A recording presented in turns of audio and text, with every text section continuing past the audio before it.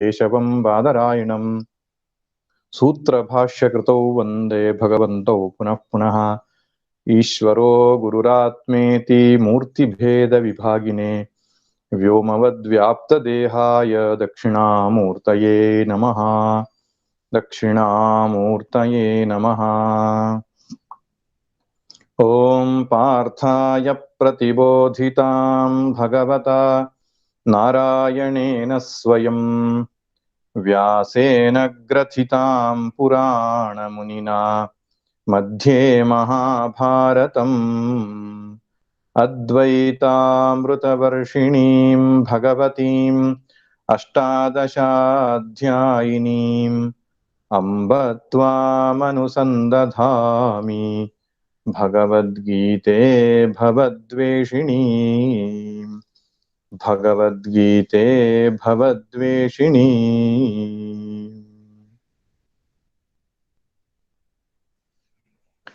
ಇವತ್ತು ಆಶ್ರಮದಲ್ಲಿ ಸ್ವಲ್ಪ ಕಲಾಕರ್ಷಣ ಹೋಮ ಮುಂತಾದ ಕಾರ್ಯಕ್ರಮಗಳು ಇದ್ದುದರಿಂದ ನಾನು ಆರಂಭ ಮಾಡುವುದಕ್ಕೆ ಕೊಂಚ ನಿಧಾನವಾಯಿತು. ಎಷ್ಟು ಸಮಯ ಆಗುತ್ತೋ ಅಷ್ಟೊತ್ತು ನಾನು ಸತ್ಸಂಗ ಮಾಡ್ತೇನೆ. ನಮ್ಮ ರಾಮ ಮಂದಿರ, ನೂತನವಾಗಿ ನಿರ್ಮಾಣವಾದಂತಹ ರಾಮ ಮಂದಿರದ ಪುನರ್ ಪ್ರತಿಷ್ಠೆಯ ಕಾರ್ಯಕ್ರಮ ಫೆಬ್ರವರಿ 15ನೇ ತಾರೀಕಿಗೆ ಇರುವುದರಿಂದ ಪೂರ್ವಭಾವಿಯಾಗಿ ಹಳೆಯ ವಿಗ್ರಹದ ಕಲಾ ಸಂಕೋಚವನ್ನ ಅಥವಾ ಕಲಾಕರ್ಷಣವನ್ನ ಮಾಡಿ ಅಧಿವಾಸವನ್ನ ಮಾಡತಕ್ಕಂತಹ ಕೆಲಸ ಇರ್ತದೆ. ಆ ಕಾರ್ಯಕ್ರಮ ಇವತ್ತು ಇತ್ತು, ಆದ್ರಿಂದ ಸ್ವಲ್ಪ ನಿಧಾನವಾಯಿತು. ಇರ್ಲಿ. ಶ್ರೀಮದ್ ಭಗವದ್ಗೀತೆಯ 2ನೇ ಅಧ್ಯಾಯ ಸಾಂಖ್ಯ ಯೋಗ. ಸಾಂಖ್ಯ ಅಂದ್ರೆ ಜ್ಞಾನ ಅಂತ ಅರ್ಥ.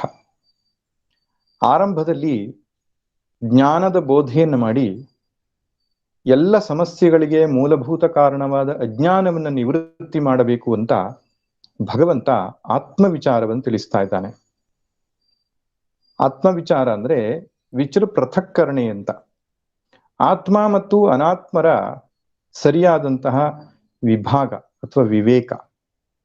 ಆತ್ಮ ಅಂದ್ರೆ ಏನು, ಅನಾತ್ಮ ಅಂದ್ರೆ ಏನು ಸ್ಪಷ್ಟವಾಗಿ ನಾವು ತಿಳಿದುಕೊಂಡಾಗ ನಾವು ಆತ್ಮದಲ್ಲಿ ತಾದಾತ್ಮ್ಯವನ್ನು ಪಡ್ಕೊಂಡು ಅನಾತ್ಮ ಭಾವವನ್ನು ಬಿಡಲಿಕ್ಕೆ ಅವಕಾಶ ಆಗ್ತದೆ. ಈಗ ಏನಾಗಿದೆ ಅಂದ್ರೆ ಅನ್ಯೋನ್ಯ ಅಧ್ಯಾಸವಾಗಿ ಬಿಟ್ಟಿದೆ. ಅನ್ಯೋನ್ಯ ಅಧ್ಯಾಸ ಅಂದ್ರೆ ಏನು? ಹಗ್ಗ ಯಾವುದು, ಹಾವು ಯಾವುದು ಅಂತ ಗೊತ್ತಾಗ್ತಾ ಇಲ್ಲ. ಆತ್ಮ ಯಾವುದು, ಅನಾತ್ಮ ಯಾವುದು ಅಂತ ಗೊತ್ತಾಗ್ತಾ ಇಲ್ಲ. ಆತ್ಮನನ್ನೇ ಅನಾತ್ಮ ಎಂದು, ಅನಾತ್ಮದಲ್ಲಿಯೇ ಆತ್ಮ ಎಂಬಂತಹ ಬುದ್ಧಿ ಇಟ್ಟುಕೊಂಡು ನಾವು ವ್ಯವಹಾರವನ್ನು ಮಾಡ್ತಿದ್ದೇವೆ. ಈ ಅನ್ಯೋನ್ಯ ಅಧ್ಯಾಸವೇ ಅಜ್ಞಾನ ಅಂತ ಕರೆಯಲ್ಪಡ್ತದೆ. ಈ ಅಜ್ಞಾನವೇ ಸಮಸ್ಯೆಗೆ ಕಾರಣವಾದದ್ದು. ಸತ್ಯ ಯಾವುದು, ಮಿಥ್ಯ ಯಾವುದು ಅಂತ ಗೊತ್ತಿಲ್ಲ. ನಿತ್ಯ ಯಾವುದು, ಅನಿತ್ಯ ಯಾವುದು ಅಂತ ಗೊತ್ತಿಲ್ಲ. ವಿಕಾರಿ ಯಾವುದು, ಅವಿಕಾರಿ ಯಾವುದು ಗೊತ್ತಿಲ್ಲ. ವ್ಯಾಪಕ ಯಾವುದು, ಪರಿಚ್ಛೇದ ಯಾವುದು ಅಂತ ಗೊತ್ತಿಲ್ಲ. ಹೀಗೆ ನಿಷ್ಕ್ರಿಯ ಯಾವುದು, ಕರ್ತ ಮತ್ತು ಭೋಕ್ತ ಯಾರು ಎಂಬುದು ಗೊತ್ತಿಲ್ಲ. ಇವೆಲ್ಲ ಗುಣಗಳನ್ನ ಅನ್ಯೋನ್ಯ ಅಧ್ಯಾಸ ಮಾಡ್ಕೊಂಡು ಬಿಟ್ಟಿದ್ದೇವೆ.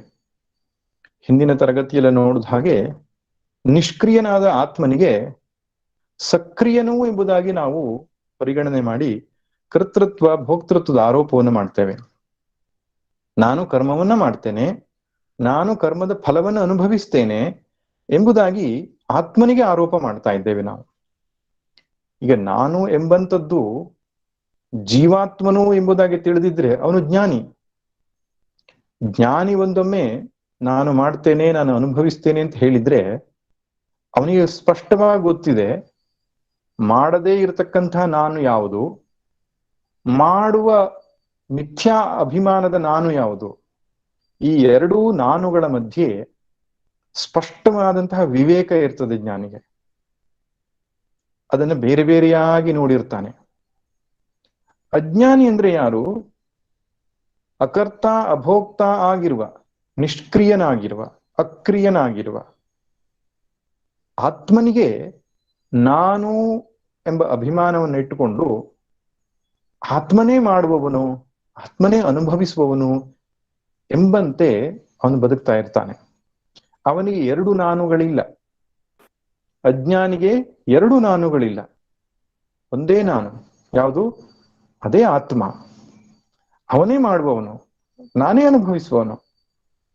ಹೀಗಿರುವುದರಿಂದ ಅವನು ಬಂಧಿಯಾಗಿದ್ದಾನೆ. ಅದನ್ನು ಚೆನ್ನಾಗಿ ಬಿಡಿಸಿಕೊಳ್ಳಬೇಕು ಅಂತ ಹೇಳ್ತಾರೆ ಶಾಸ್ತ್ರಕಾರರು.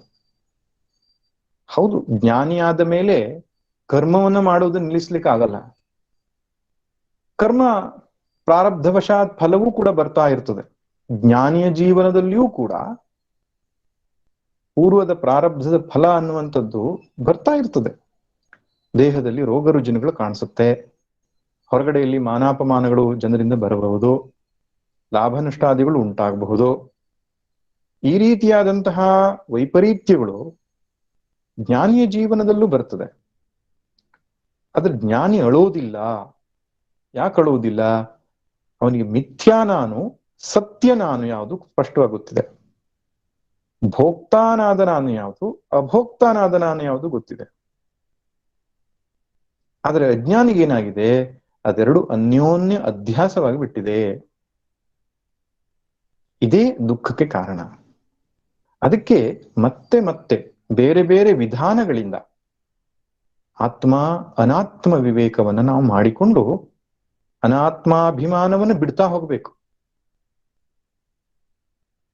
ಮನೋಬುದ್ಧ್ಯಹಂಕಾರ ಚಿತ್ತಾನಿ ನಾಹಂ ನ ಚ ಶ್ರೋತ್ರ ಜಿಹ್ವೆ ನ ಚ ಘ್ರಾಣ ನೇತ್ರೆ ನ ಚ ವ್ಯೋಮ ಭೂಮಿರ್ನ ತೇಜೋ ನ ವಾಯುಃ ಚಿದಾನಂದ ರೂಪಃ ಶಿವೋಹಂ ಶಿವೋಹಂ ನ ಚ ಪ್ರಾಣ ಸಂಜ್ಞೋ ನ ವೈ ಪಂಚವಾಯುಃ ನ ವಾ ಸಪ್ತಧಾತುಃ ನ ವಾ ಪಂಚಕೋಶಃ ನ ವಾಕ್ಪಾಣಿಪಾದೌ ನ ಚೋಪಸ್ಥಪಾಯು ಚಿದಾನಂದ ರೂಪಃ ಶಿವೋಹಂ ಶಿವೋಹಂ.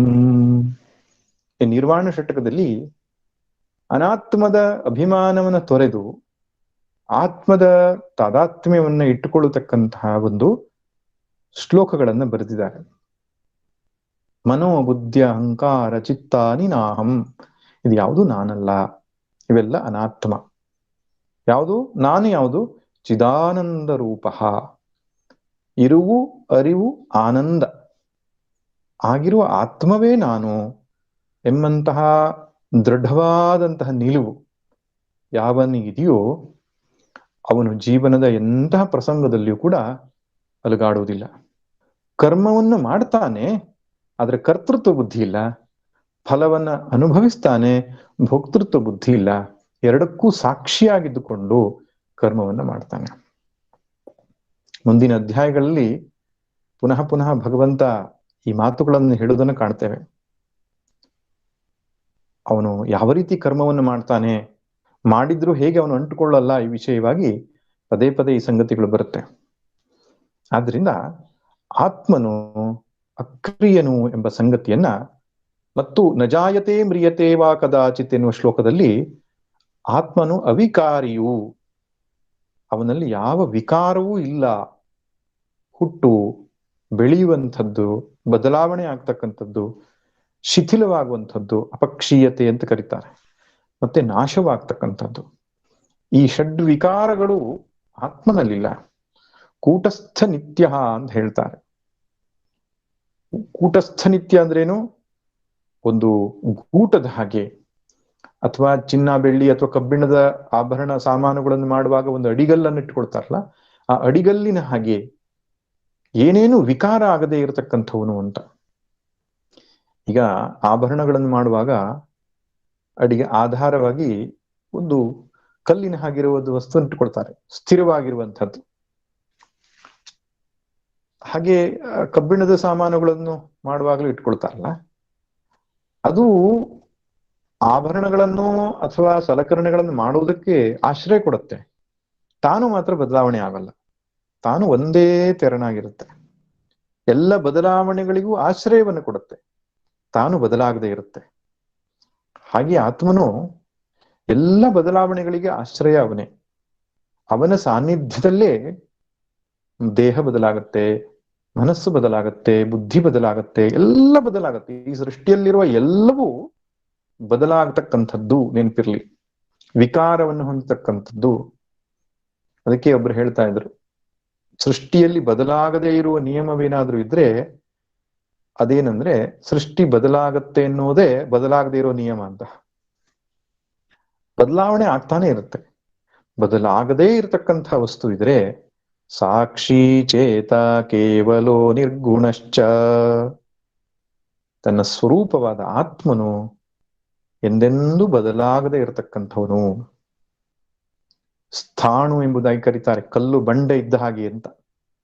ಸ್ಥಿರವಾಗಿ ಒಂದೇ ತೆರನಾಗಿ ಅವಿಕ್ರಿಯನಾಗಿ ಇರತಕ್ಕಂಥವನು ಆತ್ಮ ಎಂಬುದನ್ನ ನಜಾದೇತೆ ಮ್ರಿಯತೆ ಎನ್ನುವ ಮಂತ್ರದಲ್ಲಿ ನೋಡಿದ್ದೆವು. ಈ ಎರಡೂ ಮಂತ್ರಗಳು ಕಠೋಪನಿಷತ್ತಿನ ಒಂದು ಪ್ರತಿರೂಪ ಎಂಬುದಾಗಿ ಕೂಡ ನೋಡಿದ್ದೆವು. ಆ ಮೂಲಕವಾಗಿ ಗೀತೆಯು ಹೊಸ ಉಪದೇಶವನ್ನು ನೀಡುತ್ತಿಲ್ಲ, ಶ್ರುತಿಯು ಕೊಟ್ಟ ಉಪದೇಶವನ್ನೇ ತನ್ನದೇ ಆದ ಭಾಷೆಯಲ್ಲಿ ನೀಡುವುದರಿಂದ ಅದಕ್ಕೆ ಸ್ಮೃತಿ ಅಂತ ಕರೀತಾರೆ. ಶ್ರುತಿಯನ್ನ ಅನುಸರಿಸಿದರೆ ಮಾತ್ರ ಸ್ಮೃತಿಗೆ ಬೆಲೆ. ಶ್ರುತಿಯನ್ನು ಅನುಸರಿಸದೆ ಹೊಸದಾದಂತಹ ಶ್ರುತಿಗೆ ವಿರುದ್ಧವಾದ ಚಿಂತನೆಯನ್ನು ಮಾಡಿದರೆ ಅದು ಎಷ್ಟು ದೊಡ್ಡ ವ್ಯಕ್ತಿ ಹೇಳಿದರೂ ಕೂಡ ಸಂಪ್ರದಾಯದಲ್ಲಿ ಬೆಲೆ ಇಲ್ಲ. ಅಸಂಪ್ರದಾಯವಿತು ಅಂತ ಕರೀತಾರೆ ಅಂಥವರಿಗೆ. ಸಂಪ್ರದಾಯ ಅಂದ್ರೇನು? ಶ್ರುತಿಯಲ್ಲಿ ಹೇಳಿರುವ ವಿಷಯವನ್ನೇ ಅದು ತರ್ಕದಲ್ಲಿ ಹೊಸ ರೀತಿಯಲ್ಲಿ ಹೇಳಿರಬಹುದು, ಅನುಭವದ ಮೂಸೆಯಲ್ಲಿ ಅದನ್ನ ವಿಸ್ತಾರಗೊಳಿಸಿರಬಹುದು, ಆದರೆ ಶ್ರುತಿಗೆ ವಿರುದ್ಧವಾಗಿರಕೂಡದು. ಹಾಗೆ ಭಗವದ್ಗೀತೆ ಯಾವ ವಿಷಯವೂ ಕೂಡ ಉಪನಿಷತ್ತುಗಳಿಗೆ ವಿರುದ್ಧವಾಗಿಲ್ಲ. ಆದರೆ ದ ಪ್ರೆಸೆಂಟೇಷನ್ ಸ್ಟೈಲ್ ಅದು ತುಂಬಾ ವಿಭಿನ್ನವಾಗಿದೆ. ಕರ್ಮ ಯೋಗದ ವಿಸ್ತಾರವಾದ ಚಿಂತನೆ ಬೇರೆ ಎಲ್ಲಿಯೂ ಸಿಗದಲ್ಲ, ಯಾವ ಉಪನಿಷತ್ನಲ್ಲಿಯೂ ಸಿಗದೇ ಇರತಕ್ಕಂತಹ ಕರ್ಮಯೋಗದ ಚಿಂತನೆ ನಮಗೆ ಸಿಗುತ್ತೆ. ಧ್ಯಾನ ಯೋಗದ ಬಗ್ಗೆ ಯಾವ ಉಪನಿಷತ್ತಲ್ಲಿಯೂ ವಿಸ್ತಾರವಾಗಿ ಹೇಳದೇ ಇರತಕ್ಕಂತಹ ವಿಶೇಷವಾದ ಚಿಂತನೆ ಭಗವದ್ಗೀತೆಯಲ್ಲಿ ಸಿಗುತ್ತೆ. ಸನ್ಯಾಸದಂತಹ ಒಂದು ಹೊಸ ಪರಿಕಲ್ಪನೆ, ಸಮತ್ವವಾದಂತಹ ಬುದ್ಧಿಯೇ ಸನ್ಯಾಸ ಎನ್ನುವಂತಹ ಒಂದು ಹೊಸ ಪರಿಕಲ್ಪನೆ ಸಿಗುತ್ತೆ. ಅಂದ್ರೆ ಶ್ರುತಿಯನ್ನ ಆಶ್ರಯಿಸಿ ಒಂದು ಹೊಸ ಮಾರ್ಗದರ್ಶನವನ್ನ ಕೊಡತಕ್ಕಂತಹ ಗೀತೆ ಸಾಧನಾ ಪ್ರಸ್ಥಾನ ಅಂತ ಕರೆಯಲ್ಪಡುತ್ತೆ. ಸಾಧನೆ ಮಾಡುವುದಕ್ಕೆ ನಮ್ಮ ಮಾರ್ಗದರ್ಶನ ನೀಡುತ್ತೆ ಹೊರತು ಶ್ರುತಿಗೆ ವಿರುದ್ಧವಾಗಿ ಏನು ಹೇಳ್ತಾ ಇಲ್ಲ ಎಂಬುದನ್ನು ಅರ್ಥ ಮಾಡಿಕೊಳ್ಬೇಕು. ಇನ್ನು ಮುಂದಿನ ಶ್ಲೋಕದಲ್ಲಿ ತುಂಬಾ ಪ್ರಸಿದ್ಧವಾದ ಶ್ಲೋಕ. ಮನುಷ್ಯ ಸತ್ತರೂ ಕೂಡ ಆತ್ಮನು ಸಾಯುವುದಿಲ್ಲ ಅಂತ ಒಂದು ಉಪಮಾಲಂಕಾರದ ಮೂಲಕ ಆ ಶ್ಲೋಕ ಈ ಸತ್ಯವನ್ನು ಪ್ರತಿಪಾದಿಸ್ತಾ ಇದೆ. ಅಲಂಕಾರ ಶಾಸ್ತ್ರಗಳನ್ನ ಒಂದು ಕಾವ್ಯವನ್ನ ಬರೆಯುವಾಗ ಅಲಂಕಾರದ ಶಾಸ್ತ್ರವನ್ನ ಬಳಸಿ ಬರೆಯುತ್ತೆ, ರೂಪಕ, ಉಪಮಾ ಮುಂತಾದ ಅಲಂಕಾರಗಳಲ್ಲಿ. ಇಲ್ಲಿ ಒಂದು ಉಪಮೆಯನ್ನ, ಒಂದು ದೃಷ್ಟಾಂತವನ್ನು ಕೊಟ್ಟು ಸಾವು ಅಂದ್ರೆ ಏನು ಎಂಬುದಾಗಿ ಶ್ಲೋಕ ಹೇಳುತ್ತೆ. ವಾಸಾಂಸಿ ಜೀರ್ಣಾನಿ ಯಥಾ ವಿಹಾಯ ನವಾನಿ ಗೃಹ್ಣಾತಿ ನರೋಪರಾಣಿ ತಥಾ ಶರೀರಾಣಿ ವಿಹಾಯ ಜೀರ್ಣಾನಿ ಅನ್ಯಾನಿ ಸಂಯಾತಿ ನವಾನಿ ದೇಹಿ. ವಾಸಾಂಸಿ ಜೀರ್ಣಾನಿ ಯಥಾ ವಿಹಾಯ. ವಾಸಾಂಸಿ ಅಂದ್ರೆ ಬಟ್ಟೆಗಳು, ಜೀರ್ಣಾನಿ ವಾಸಾಂಸಿ ಅಂದ್ರೆ ಹಾಳಾಗಿರುವ, ಶಿಥಿಲವಾಗಿರುವ, ಉಪಯೋಗಿಸ್ಲಿಕ್ಕೆ ಬಾರದೇ ಇರುವ ಬಟ್ಟೆಗಳು, ಜೀರ್ಣವಾಗಿರುವ ಬಟ್ಟೆಗಳು. ಹೇಗೆ ನಾವು ಅದನ್ನ ತೆಗೆದುಹಾಕಿ ನವಾನಿ ಗೃಹ್ಣಾತಿ ನರೋಪರಾಣಿ ಅಪರಾಣಿ ನವಾನಿ ಗೃಹ್ಣಾತಿ ನರಹ, ಮನುಷ್ಯನು ಇನ್ನೊಂದು ಹೊಸ ಹೊಸ ಬಟ್ಟೆಯನ್ನ ಹಾಕೊಳ್ತಾನೆ. ಹಳೆಯ ಬಟ್ಟೆ ಜೀರ್ಣ ಆಯ್ತು ಅಂದ್ರೆ ತೆಗೆದುಹಾಕಿ ಹೊಸ ಬಟ್ಟೆ ಹೇಗೆ ಹಾಕೊಳ್ತಾನೋ, ಬಟ್ಟೆ ಮಾತ್ರ ಬದಲಾವಣೆ ಆಗತ್ತೆ ಹೊರತು ವ್ಯಕ್ತಿ ಬದಲಾವಣೆ ಆಗಲ್ಲ. ಅದು ಒಂದ್ಸಲ ಮುಲ್ಲಾ ನಸರುದ್ದೀನ್ ತನ್ನ ರೂಮ್ ನಲ್ಲಿ ಮಲ್ಕೊಂಡವನು ಹಾಗೇ ನಿದ್ದೆ ಮಾಡ್ತಾ ಮಾಡ್ತಾ ಮಾಡ್ತಾ, ಅವನಿಗೆ ಸ್ವಲ್ಪ ನಿದ್ದೆಯಲ್ಲಿ ಓಡಾಡುವ ಚಟ ಇತ್ತು ಅಥವಾ ನಿದ್ದೆಯಲ್ಲಿ ಹೊರಳಾಡುವ ಚಟ ಇತ್ತು ಗೊತ್ತಿಲ್ಲ. ಒಟ್ಟಿನಲ್ಲಿ ಹೆಂಡತಿಗೆ ಒಂದು ದೊಡ್ಡ ಶಬ್ದ ಕೇಳಿಸ್ತು. ಏನಂತ? ಡಪ್ ಅಂತ ಶಬ್ದ ಕೇಳಿಸ್ತು. ಅವಳು ಜೋರಾಗಿ ಕೂಗಿದ್ಲಂತೆ. ಎಂತ ಬಿದ್ದುದದು? ಅವನು ಹೇಳ್ದ, ನನ್ನ ಅಂಗಿ ಬಿತ್ತು ಅಂತ. ಅಂಗಿ ಬಿದ್ರಷ್ಟು ದೊಡ್ಡದಾಗಿ ಶಬ್ದ ಹೇಗ್ ಬರ್ತದೆ ಅಂತ ಕೇಳಿದ್ಲಂತೆ. ಅಲ್ಲ, ಅಂಗಿ ಒಳಗೆ ನಾನಿದ್ದೆ ಅನ್ನಂತೆ ಅವನು. ಅಂದ್ರೆ ಬರೀ ಅಂಗಿ ಬಿದ್ದಿದ್ರೆ ಆ ಶಬ್ದ ಬರ್ತಿರ್ಲಿಲ್ಲ, ಒಳಗೆ ನಾನಿದ್ದರಿಂದ ಅಷ್ಟು ದೊಡ್ಡ ಶಬ್ದ ಬಂತು ಅಂತ. ಹಾಗೆ ಅಂಗಿ ಜೀರ್ಣವಾಗಿ ಹೋಗುತ್ತೆ ಅಂದ್ರೆ ನಾನು ಜೀರ್ಣವಾಗಿ ಹೋಗಲ್ಲಲ್ವಾ, ಅಂಗಿ ಮಾತ್ರ ಹಾಳಾಗಿ ಹೋಗುತ್ತೆ, ಹೊಸ ಅಂಗಿಯನ್ನು ಹಾಕೊಳ್ತೇವೆ. ಈ ದೃಷ್ಟಾಂತದಲ್ಲಿ ನಾವು ಹೇಗೆ ಅರ್ಥ ಮಾಡಿಕೊಳ್ತೇವೋ ಹಾಗೆಯೇ ತಥಾ ಶರೀರಾಣಿ ವಿಹಾಯ ಜೀರ್ಣಾನಿ ಶರೀರಾಣಿ ವಿಹಾಯ ಅನ್ಯಾನಿ ಸಂಯಾತಿ ನವಾನಿ ದೇಹಿ. ಈ ಜೀವಾತ್ಮನು ಜೀರ್ಣವಾಗಿರತಕ್ಕಂತಹ ಶರೀರವನ್ನ ಬಿಟ್ಟು, ಶರೀರಾಣಿ ಎಂಬ ಶಬ್ದ ಬಹುವಚನ, ಅಂದ್ರೆ ಒಂದೆರಡಲ್ಲ, ಅನೇಕ ಶರೀರಗಳನ್ನ ನಾವು ಬಿಟ್ಟಿದ್ದೇವೆ. ನಮಗೆ ಗೊತ್ತಿಲ್ಲ, ಅನೇಕ ಜನ್ಮಗಳಿಂದ ಹಳೆ ಹಳೆ ಹಳೆ ಹಳೆ ಬಟ್ಟೆಯನ್ನ ತೆಗೆದುಹಾಕಿ ಹೊಸ ಹೊಸ ಬಟ್ಟೆ ಹಾಕ್ತಾ ಬಂದಿದ್ದೇವೆ. ಹಳೆ ಶರೀರವನ್ನ ಬಿಟ್ಟು ಹೊಸ ಶರೀರವನ್ನ ಧಾರಣೆ ಮಾಡಿಕೊಂಡು ಬಂದಿದ್ದೇವೆ. ಅನ್ಯಾನಿ ಸಂಯಾತಿ ನವಾನಿ ದೇಹಿ. ಹೊಸ ಹೊಸ ಶರೀರವನ್ನ ದೇಹಿಯು ಪಡ್ಕೊಳ್ತಾನೆ. ದೇಹಿ ಅಂದ್ರೆ ದೇಹದ ಒಳಗಿರುವವನು, ದೇಹವನ್ನ ಧರಿಸಿರುವವನು ದೇಹಿ. ಶರೀರಿ ಅಂತ ಕರೀತಾರೆ, ಶರೀರವನ್ನ ಧರಿಸಿರುವವನು. ಪಾತ್ರವನ್ನ ಧರಿಸಿರುವವನು ಹೇಗೆ ಪಾತ್ರಧಾರಿಯೋ ಅವನು ಪಾತ್ರಕ್ಕಿಂತ ಬೇರೆ, ಹಾಗೆ ಶರೀರವನ್ನ ಧರಿಸಿರುವವನು ಶರೀರಕ್ಕಿಂತ ಬೇರೆ. ಆ ಜೀವಾತ್ಮನಿಗೆ ಸಾವು ಎನ್ನುವಂಥದ್ದು ಒಂದು ಹೊಸ ಬಟ್ಟೆ ಹಾಕೊಂಡ ಸಂಭ್ರಮದ ಹಾಗಿರಬೇಕು. ಸಾವು ನಮಗೇನಾಗುತ್ತೆ, ಭಯ ಹುಟ್ಟಿಸುತ್ತೆ. ಅಯ್ಯೋ, ನಾನು ಬಿಟ್ಟು ಹೋಗ್ತಿದ್ದೇನಲ್ಲ, ಮುಂದೇನು ಗೊತ್ತಿಲ್ಲ. ಆದ್ದರಿಂದ ಈ ಮೃತ್ಯು ಎನ್ನುವಂಥದ್ದು ಎಲ್ಲರಿಗೂ ಭಯ. ಇದಕ್ಕೆ ಕಾರಣ ಏನು ಅಂದ್ರೆ, ನಾವು ಶಾಸ್ತ್ರ ದೃಷ್ಟಿಯನ್ನ ಬೆಳೆಸಿಕೊಳ್ಳದೇ ಇರತಕ್ಕಂಥದ್ದು. ಶಾಸ್ತ್ರ ಒಂದು ಹೊಸ ದೃಷ್ಟಿ ನಮಗೆ ಕೊಡುತ್ತೆ, ಅದನ್ನ ಪದೇ ಪದೇ ಅವಲೋಕನ ಮಾಡ್ತಾ ಇದ್ರೆ ಮೃತ್ಯು ಭಯವಾಗಲ್ಲ. ಯಾರು ಆ ರೀತಿಯಾಗಿ ಸಿದ್ಧತೆ ಮಾಡಿಕೊಳ್ಳೋದಿಲ್ವೋ ಅವರಿಗೆ ಮೃತ್ಯು ಅತ್ಯಂತ ಭಯಾನಕವಾದ ವಿಷಯ. ಅದಕ್ಕೆ ಎಷ್ಟೋ ಸಲ ಸಾವಿನ ವಿಷಯವನ್ನೇ ಹೇಳ್ಬೇಡಿ ಅಂತ ಹೇಳ್ತಾರೆ. ಶಾಂತಂ ಪಾಪಂ ಶಾಂತಂ ಪಾಪ, ಮೃತ್ಯು ಆ ವಿಷಯ ಮಾತನಾಡ್ಬೇಡಿ, ಒಂದು ಅಪಶಕುನ ಅಂತ ಹೇಳ್ತಾರೆ. ಯಾಕೆ ಅಪಶಕುನ? ಜನ್ಮ ಅನ್ನತಕ್ಕಂಥದ್ದು ಅಪಶಕುನವಲ್ಲದಿದ್ರೆ ಮೃತ್ಯು ಕೂಡ ಕೆಟ್ಟ ಶಬ್ದವಲ್ಲಲ್ಲ. ಬೆತ್ತಲೆಯಿಂ ನೀಂ ಬಂದೆ ಬೆತ್ತಲೆಯಿಂ ನೀಂ ಪೋಪೆ ವಸ್ತ್ರವೇಷಗಳೆಲ್ಲ ನಡುವೆ 4 ದಿನ. ಬೆತ್ತಲೆಯಿಂ ನೀಂ ಬಂದೆ ಬೆತ್ತಲೆಯಿಂ ನೀಂ ಪೋಪೆ ವಸ್ತ್ರವೇಷಗಳೆಲ್ಲ ನಡುವೆ 4 ದಿನ. ಚಟ್ಟಕ್ಕೆ ನಿನ್ನ ನೇರಿಪ ಮುನ್ನ ನೀನಾಗಿ ಕಿತ್ತೆಸೆಯೋ ಕಂತೆಗಳ ಮಂಕುತಿಮ್ಮ. ಚಟ್ಟಕ್ಕೆ ನಿನ್ನನ್ನು ಏರಿಸುವ ಮುಂಚೆ ಈ ಕಂತೆಗಳನ್ನೆಲ್ಲ ಕಿತ್ತೆಸೆ ಅಂತ ಹೇಳ್ತಾರೆ. ಮೃತ್ಯು ದೇಶಾಂತರಕ್ಕೊಯ್ಯೋ ಮಿತ್ರನಾಥಂ. ಸತ್ರ ಹೊಸದಿಹುದು ಸಾತ್ವಿಕದಿ ಬಾಳ್ದಿವಂಗೆತ್ತಲೇಂ ಭಯವಿಹುದು ಸತ್ರ ಹೊಸದಿಹುದು ನಡೆ ಮಂಕುತಿಮ್ಮ. ಮೃತ್ಯು ಎನ್ನುವನು ಮಿತ್ರ ಎಂಬುದಾಗಿ ಹೇಳ್ತಾರೆ DVG. ದೇಶಾಂತರಕ್ಕೊಯ್ಯೋ ಮಿತ್ರನಾಥಂ. ಇನ್ನೊಂದು ದೇಶಕ್ಕೆ ಹೋಗ್ತೇನೆ, ಇನ್ನೊಂದು ಜಾಗಕ್ಕೆ ಹೋಗ್ತೇನೆ, ಇನ್ನೊಂದು ಅನುಭವಕ್ಕೆ ಹೋಗ್ತೇನೆ, ಇನ್ನೊಂದು ಶರೀರ ನನಗೆ ಸಿಗತ್ತೆ, ಇನ್ನೊಂದು ಪ್ರಪಂಚ ಸಿಗತ್ತೆ. ಈ ರೀತಿಯಾಗಿ ಪರಿಕಲ್ಪನೆ ಇಟ್ಟುಕೊಂಡವನಿಗೆ ಮೃತ್ಯು ಭಯ ಇಲ್ಲ.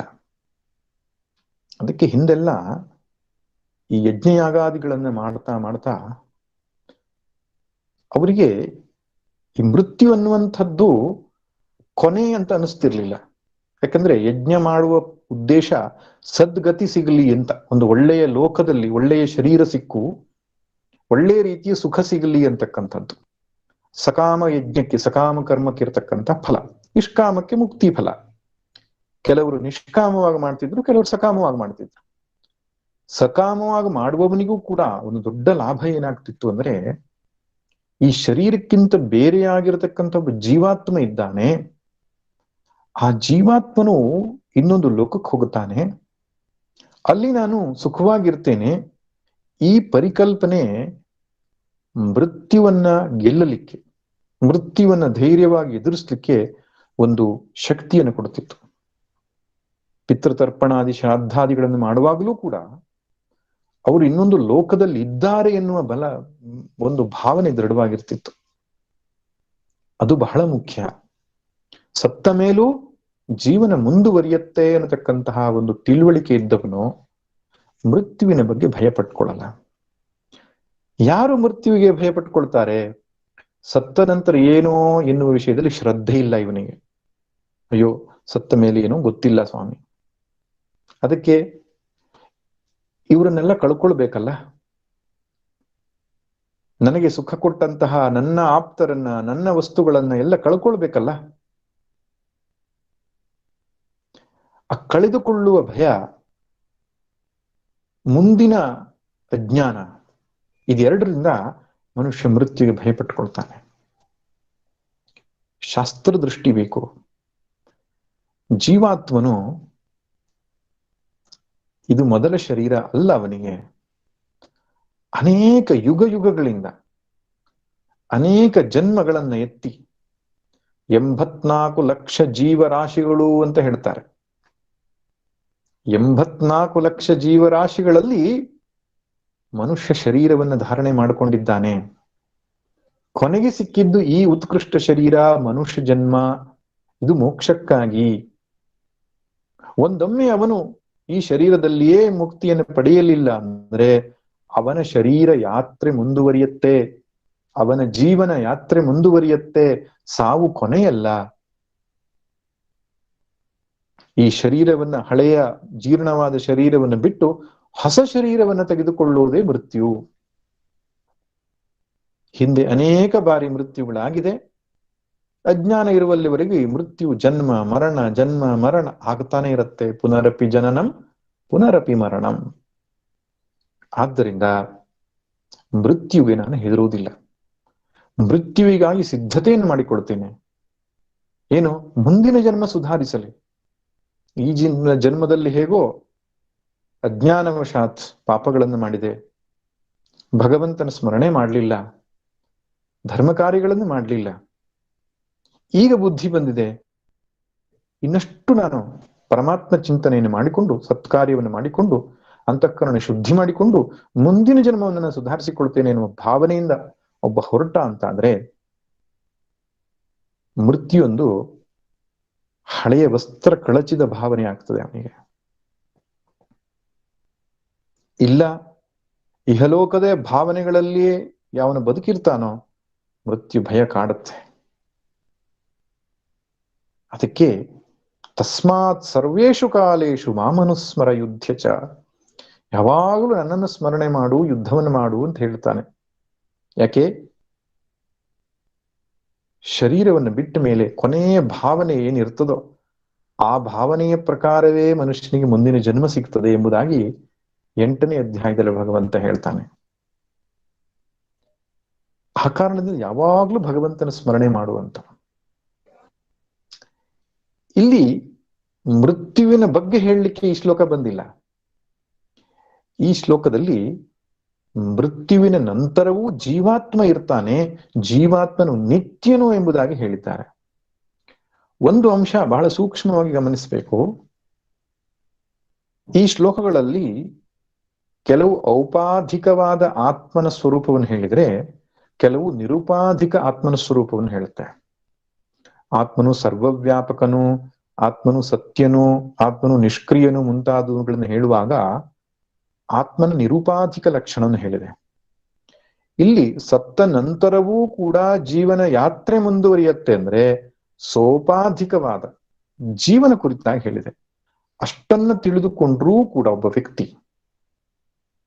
ತಾನು ಏನು ಮಾಡಬೇಕು, ತನ್ನ ಬದುಕನ್ನು ಹೇಗೆ ನಡೆಸಬೇಕು ಎನ್ನುವ ವಿಷಯವಾಗಿ ಒಂದು ಧೈರ್ಯವನ್ನು ಪಡೆದುಕೊಳ್ತಾನೆ. ಜನ್ಮ ಅನ್ನೋದು ಹೊಸತಲ್ಲ, ಮೃತ್ಯು ಅನ್ನುವಂಥದ್ದು ಏನು ಹೊಸತಲ್ಲ. ಅನೇಕ ಹುಟ್ಟು ಆಗಿದೆ, ಅನೇಕ ಸಾವು ಆಗಿದೆ. ಈ ಜೀವನದಲ್ಲಿ ಇದೊಂದು ಪಾತ್ರ ನನಗೆ ಸಿಕ್ಕಿದೆ, ಗಂಡನಾಗಿಯೋ ಹೆಂಡತಿಯಾಗಿಯೋ. ಬಾಸ್ ಆಗಿಯೋ ಸಬಾರ್ಡಿನೇಟ್ ಆಗಿಯೋ ಏನೋ ಒಂದು ಪಾತ್ರ ನನ್ನ ಪಾಲಿಗೆ ಸಿಕ್ಕಿದೆ, ಅದನ್ನ ತಾನು ಸುಂದರವಾಗಿ ನಿರ್ವಹಿಸಬೇಕು. ತಾನು ಯಾವ ಪಾತ್ರದಲ್ಲಿಯೂ ಅಂಟಿಕೊಳ್ಳದೆ ಕರ್ತವ್ಯ ಪ್ರಜ್ಞೆ ಇಟ್ಟು ಭಗವಂತನಿಗೆ ಶರಣಾಗಿ ಬದುಕಿದರೆ ಶಾಂತಿ ನೆಮ್ಮದಿ ಸಾಧ್ಯವಾಗುತ್ತೆ. ಅದಕ್ಕೆ ಜೀವಾತ್ಮನ ಒಂದು ನಿತ್ಯತ್ವವನ್ನ ಮನಸ್ಸಲ್ಲಿಟ್ಟುಕೊಂಡು ಅರ್ಜುನ ನೀನು ಯುದ್ಧವನ್ನು ಮಾಡಬೇಕು. ಯಾಕಂದ್ರೆ ಇವ್ರು ಯಾರು ಸತ್ತ ನಂತರ ಜೀವನ ಕೊನೆಯಾಗುವವರಲ್ಲ, ಸತ್ತ ನಂತರವೂ ಬದುಕು ಮುಂದುವರಿಯುವವರು ಎಂಬ ನೆನಪನ್ನು ಭಗವಂತ ಈ ಶ್ಲೋಕದಲ್ಲಿ ಮಾಡಿಕೊಳ್ತಾನೆ. ಇನ್ನು ಮುಂದಿನ 2 ಶ್ಲೋಕಗಳಲ್ಲಿ ಆತ್ಮನ ಅವಿಕ್ರಿಯತ್ವವನ್ನೇ ಮತ್ತೆ ಹೇಳ್ತಿದ್ದಾನೆ. ನೈನಂ ಛಿಂದಂತಿ ಶಸ್ತ್ರಾಣಿ ನೈನಂ ದಹತಿ ಪಾವಕಃ ನ ಚೈನಂ ಕ್ಲೇದಯಂತ್ಯಾಪೋ ನ ಶೋಷಯತಿ ಮಾರುತಃ ಅಚ್ಛೇದ್ಯೋಯಮದಾಹ್ಯೋಯಂ ಅಕ್ಲೇದ್ಯೋ ಶೋಷ್ಯ ಏವ ಚ ನಿತ್ಯಃ ಸರ್ವಗತಸ್ಥಾಣುರಚಲೋಯಂ ಸನಾತನಃ. ಹಿಂದೆ ಹೇಳಿರೋ ಸಂಗತಿಯನ್ನೇ ಪುನಃ ಪುನಃ ನೆನಪು ಮಾಡಿಕೊಡ್ತಿದ್ದಾನೆ ಭಗವಂತ. ಈ ಮುಂದಿನ ಶ್ಲೋಕದಲ್ಲಿ ಆತ್ಮನನ್ನ ಕೊಲ್ಲಲಿಕ್ಕೆ ಸಾಧ್ಯವೇ ಇಲ್ಲ ಅಂತ. ಆತ್ಮ ಅವಿನಾಶಿ, ಆತ್ಮನು ನಾಶ ಎಂಬ ವಿಕಾರ ಇಲ್ಲದವನು ಎಂಬುದನ್ನ ಒಂದು ಸುಂದರವಾದಂತಹ ಯುದ್ಧದ ಪ್ರಸಂಗವನ್ನೇ ನೆನಪಿಸುವ ಹಾಗೆ ಹೇಳ್ತಾ ಇದ್ದಾನೆ. ನೈನಂ ಚಿಂದಂತಿ ಶಸ್ತ್ರಾಣಿ, ಈ ಆತ್ಮನನ್ನ ಶಸ್ತ್ರಗಳು ಕತ್ತರಿಸುವುದಿಲ್ಲ. ನೈನಂ ದಹತಿ ಪಾವಕಃ, ಈ ಆತ್ಮನನ್ನು ಬೆಂಕಿಯು ಸುಡುವುದಿಲ್ಲ. ನಚೈನಂ ಕ್ಲೇದಯಂತ್ಯಾಪಃ, ಈ ಆತ್ಮನನ್ನು ನೀರು ತೋಯಿಸುವುದಿಲ್ಲ. ನಶೋಷಯತಿ ಮಾರುತಃ, ಗಾಳಿಯು ಈ ಆತ್ಮನನ್ನು ಒಣಗಿಸುವುದಿಲ್ಲ ಅಂತ. ಶಸ್ತ್ರವು ಕತ್ತರಿಸುವುದಿಲ್ಲ, ಬೆಂಕಿಯು ಸುಡುವುದಿಲ್ಲ, ನೀರು ತೋಯಿಸುವುದಿಲ್ಲ, ಗಾಳಿಯು ಒಣಗಿಸುವುದಿಲ್ಲ, ಅಂಥ ಆತ್ಮನಿವನು. ಅಂದ್ರೆ ಒಂದು ವಸ್ತುವನ್ನು ನಾಶ ಮಾಡಬೇಕಾದರೆ ಈ ಪ್ರಕೃತಿಯ 4 ಮುಖ್ಯ ವಿಧಾನಗಳನ್ನ ಅನುಸರಿಸ್ತಾರೆ. ಒಂದು ಶಸ್ತ್ರದಿಂದ ಹೊಡೆದು ಚೂರು ಚೂರು ಚೂರು ಮಾಡಿ, ಮಡಿಕೆಗೆ ಒಂದು ಕಲ್ಲನ್ನ ಹಾಕಿ ಚೂರು ಚೂರು ಮಾಡಿ ಅದನ್ನು ನಾಶಪಡಿಸಬಹುದು. ಇಲ್ಲ ಕಟ್ಟಿಗೆಯಂತಹ ವಸ್ತುಗಳಾಗಿದ್ರೆ ಅದನ್ನು ಸುಟ್ಟು ಭಸ್ಮ ಮಾಡಿ ನಾಶಪಡಿಸಬಹುದು. ಇನ್ನು ನೀರಿನಿಂದ ತೋಯಿಸಿ, ದೊಡ್ಡ ದೊಡ್ಡ ಬೆಟ್ಟಗಳೇ ನೀರಿನಲ್ಲಿ ಕರಗಿ ಹೋಗುತ್ತದೆ. ಮಳೆಗಾಲದಲ್ಲಿ ನಾವು ನೋಡ್ತೇವೆ ಎಂತೆಂಥ ಗುಡ್ಡಗಳು ಕುಸಿದು ಬೀಳುತ್ತವೆ. ನೀರಿನಿಂದ ಚೆನ್ನಾಗಿ ತೋಯಿಸಿ ನಾಶಪಡಿಸಬಹುದು. ಇಲ್ಲ ಚಂಡ ಮಾರುತ ಬೀಸಿ ಎಂತೆಂಥ ವಸ್ತುವನ್ನು ಒಣಗಿಸಿ ಬಿಡುತ್ತೆ. ನೀರಿನ ಅಂಶವನ್ನೇ ಹಾರಿಸಿಕೊಂಡು ಹೋಗಿ ಆ ವಸ್ತು ಒಣಗುವ ಹಾಗೆ ಮಾಡುತ್ತೆ. ಆ ಒಣಗಿಸಿ ಗಾಳಿಯು ನಾಶ ಮಾಡಬಲ್ಲದು. ಹಾಗೆ ಮಣ್ಣು, ನೀರು, ಗಾಳಿ, ಬೆಂಕಿ, ಈ 4 ಭೂತಗಳು ಯಾವುದೇ ವಸ್ತುವನ್ನು ನಾಶ ಮಾಡಲಿಕ್ಕೆ ಸಕ್ಷಮವಾಗಿದೆ. ಹಾಗೆ ಈ ಆತ್ಮನನ್ನೆಂದಾದ್ರೂ 4ಲ್ಲಿ ಯಾವುದಾದ್ರೂ ಒಂದು ವಸ್ತು ನಾಶಪಡಿಸ್ಲಿಕ್ಕೆ ಸಾಧ್ಯವೇ? ಸಾಧ್ಯವಿಲ್ಲ. ಈಗ ಆಕಾಶ ಪಂಚಮಹಾಭೂತದಲ್ಲಿ ಒಂದು ಆಕಾಶದ ಬಗ್ಗೆ ಹೇಳ್ತಾನೆ ಇಲ್ವಲ್ಲ ಅಂದ್ರೆ, ನಿರವಯವವಾದ ಆಕಾಶ ಯಾವ ವಸ್ತುವನ್ನೂ ಕೂಡ ನಾಶಪಡಿಸುವುದಿಲ್ಲ. ಸಾವಯವ ಅಂದ್ರೆ ಅವಯವ ಸಹಿತವಾದ ಅಂಗಾಂಗಗಳನ್ನು ಒಳಗೊಂಡಿರುವ ಈ ಗಾಳಿ, ಈ ಬೆಂಕಿ, ಈ ನೀರು ಮತ್ತು ಈ ಪೃಥ್ವಿ ತತ್ವ, ಈ 4 ವಸ್ತುಗಳೇ ಇನ್ನೊಂದು ವಸ್ತುವಿನ ಮೇಲೆ ಪ್ರಭಾವವನ್ನು ಬೀರುತ್ತೆ. ಆಕಾಶ ಯಾವ ವಸ್ತುವಿಗೂ ಯಾವ ಪ್ರಭಾವವನ್ನು ಬೀರಲ್ಲ. ಅದಕ್ಕೆ ಅವಕಾಶ ಪ್ರದತ್ವಾತ್ ಆಕಾಶ ಅಂತ. ಅದು ಅವಕಾಶ ಕೊಡುತ್ತೆ ಎಲ್ಲದಕ್ಕೂ ಹೊರತು ಅವಕಾಶವನ್ನು ದೂರ ವಂಚಿತನನ್ನಾಗಿ ಮಾಡಲ್ಲ. ಅಸಂಗವಾಗಿದ್ದುಕೊಂಡು ಯಾವುದಕ್ಕೂ ಅಂಟಿಕೊಳ್ಳದೆ ಎಲ್ಲದಕ್ಕೂ ಅವಕಾಶ ಕೊಡುವಂಥ ಆಕಾಶ ಈ ನಾಶ ಮಾಡುವ ಕ್ರಿಯೆಯಲ್ಲಿ ಬಳಕೆಯಾಗದೇ ಇರುವುದರಿಂದ ಆಕಾಶದ ದೃಷ್ಟಾಂತ ಕೊಟ್ಟಿಲ್ಲ. ಅಥವಾ ಆತ್ಮನಿಗೆ ಅತ್ಯಂತ ಹತ್ತಿರವಾದ ದೃಷ್ಟಾಂತ ಏನಾದರೂ ಇದ್ರೆ ಅದು ಆಕಾಶವೇ. ಆಕಾಶ ಹೇಗೆ ಸರ್ವವ್ಯಾಪಕವಾಗಿದೆಯೋ ಆಕಾಶ ಹೇಗೆ ಅವ್ಯಕ್ತವಾಗಿದೆಯೋ, ಆಕಾಶ ಹೇಗೆ ಅಸಂಗವಾಗಿದೆಯೋ, ಆಕಾಶ ಹೇಗೆ ನಿರವಯವವಾಗಿದೆಯೋ, ಅದೇ ರೀತಿ ಆತ್ಮನೂ ಇದ್ದಾನೆ ಎಂಬುದಾಗಿ ಅನೇಕ ಶ್ಲೋಕಗಳಲ್ಲಿ ಹೇಳುವುದನ್ನು ಕಾಣುತ್ತೇವೆ. ಆದ್ದರಿಂದ ನಾಶ ಮಾಡುವ ಪ್ರಕ್ರಿಯೆಯಲ್ಲಿ ಈ ನಾಲ್ಕೇ ಸಂಗತಿಗಳು ಬಳಕೆಯಾದದ್ದು. ಈಗ ಈ ನಾಲ್ಕು ಆತ್ಮನನ್ನ ನಾಶ ಮಾಡೋದು ಇರ್ಲಿ, ಆಕಾಶಕ್ಕೆ ಏನಾದ್ರೂ ಮಾಡ್ಲಿಕ್ಕಾಗತ್ತಾ? ಯೋಚನೆ ಮಾಡಿ. ಬೆಂಕಿ ಸುಟ್ಟು ಭಸ್ಮ ಮಾಡಿಬಿಡ್ತು ಇಷ್ಟು ಆಕಾಶವನ್ನ ಅಂತ ಹೇಳಲಿಕ್ಕಾಗತ್ತಾ? ಎಷ್ಟೇ ಬೆಂಕಿ ಸುಡಲಿ, ದೊಡ್ಡ ದೊಡ್ಡ ಕೆನ್ನಾಲಿಗೆ ಚಾಚುವಂತಹ ಏನು ಕಾಳಗಿಚ್ಚೆ ಹಬ್ಬಲಿ ಅಷ್ಟು ಆಕಾಶ ಸುಟ್ಟೋಗುತ್ತದ? ಇಲ್ಲ. ಯಾಕೆ? ನಿರವಯವವಾದ ಆಕಾಶ ಬೆಂಕಿಯಿಂದ ಸುಡಲ್ಪಡೋಲ್ಲ. ಗಾಳಿ ಎಷ್ಟೇ ಬೀಸಿದ್ರೂ ಆಕಾಶ ಒಣಗಲ್ಲ. ಮಳೆ ಹೊಯ್ದು ಆಕಾಶ ನೆನೆಯಿತು ಅಂತ ಹೇಳ್ತೇವಾ? ಇಲ್ಲ. ಇನ್ನು ಪೃಥ್ವಿ ಆಕಾಶಕ್ಕೆ ಏನು ಮಾಡ್ಲಿಕ್ಕೆ ಸಾಧ್ಯ ಇಲ್ಲ. ಕಾರ್ಯವು ಕಾರಣಕ್ಕೆ ಏನು ಮಾಡ್ಲಿಕ್ಕೆ ಸಾಧ್ಯ ಇಲ್ಲ. ಮಡಿಕೆ ಎಷ್ಟೇ ಕಷ್ಟಪಟ್ಟರೂ ಮಣ್ಣಿಗೆ ಏನೂ ಮಾಡ್ಲಿಕ್ಕೆ ಸಾಧ್ಯ ಇಲ್ಲ. ಯಾಕೆ? ಮಡಿಕೆ ಆಗಿರುವುದೇ ಮಣ್ಣಿನಿಂದ. ಆಕಾಶವು ಮೂಲ ಕಾರಣ. ಈ ಪಂಚಮಹಾಭೂತಗಳಿಗೆ ಮೂಲ ಉಗಮ ಯಾವುದು?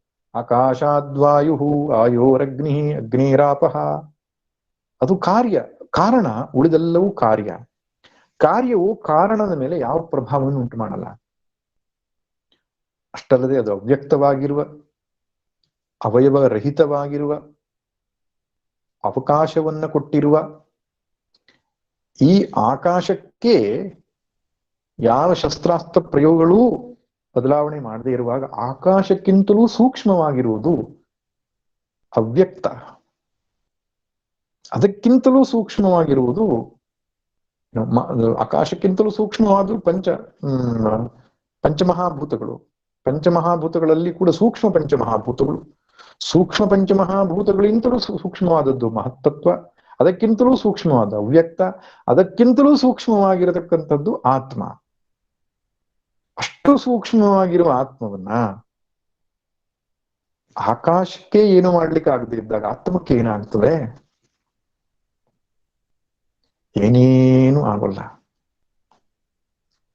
ಈ ಶ್ಲೋಕವನ್ನ ಇನ್ನೊಂದು ರೀತಿಯಲ್ಲೂ ಅರ್ಥ ಮಾಡ್ತಾರೆ. ಯುದ್ಧದ ಪ್ರಸಂಗ ಆಗಿರೋದ್ರಿಂದ ನೈನಂ ಚಿಂದಂತಿ ಶಸ್ತ್ರಾಣಿ, ಪೃಥ್ವಿ ತತ್ವದ ಯಾವುದೇ ಅಸ್ತ್ರಶಸ್ತ್ರಗಳು, ಈ ಅಸ್ತ್ರ ಬೇರೆ ಶಸ್ತ್ರ ಬೇರೆ. ಅಸ್ತ್ರ ಅಂದ್ರೆ ಎಸೆಯುವಂತಹ ಸಾಧನಗಳಿಗೆ ಅಸ್ತ್ರ ಅಂತ ಹೇಳ್ತಾರೆ. ಶಸ್ತ್ರ ಅಂದ್ರೆ ಕೈಯಲ್ಲಿ ಹಿಡಿದು ಹೊಡೆಯುವಂತಹ ಸಾಧನಗಳು. ಅವು ಎರಡೂ ಕೂಡ ಆತ್ಮನನ್ನು ಕತ್ತರಿಸ್ಲಿಕ್ಕೆ ಆಗಲ್ಲ.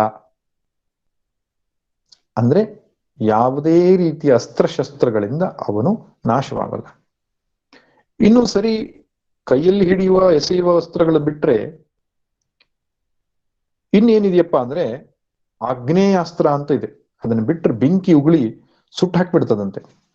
ಆಗ್ನೇಯಾಸ್ತ್ರವನ್ನು ಪ್ರಯೋಗ ಮಾಡೋಣ ಅಂದ್ರೆ ಬೆಂಕಿಯಿಂದ ಸುಡಲ್ಲ. ಇಲ್ಲ, ವಾಯವ್ಯಾಸ್ತ್ರ ಅಂತ ವಾಯುವನ್ನೇ ಹೊರಹೊಮ್ಮಿಸುವ ಒಂದು ಅಸ್ತ್ರ, ಅದನ್ನು ಪ್ರಯೋಗ ಮಾಡಿ ಆತ್ಮನನ್ನು ಕೊಲ್ಲೋಣ ಅಂದ್ರೆ ಅದು ಕೂಡ ಕೆಲಸ ಮಾಡಲ್ಲ.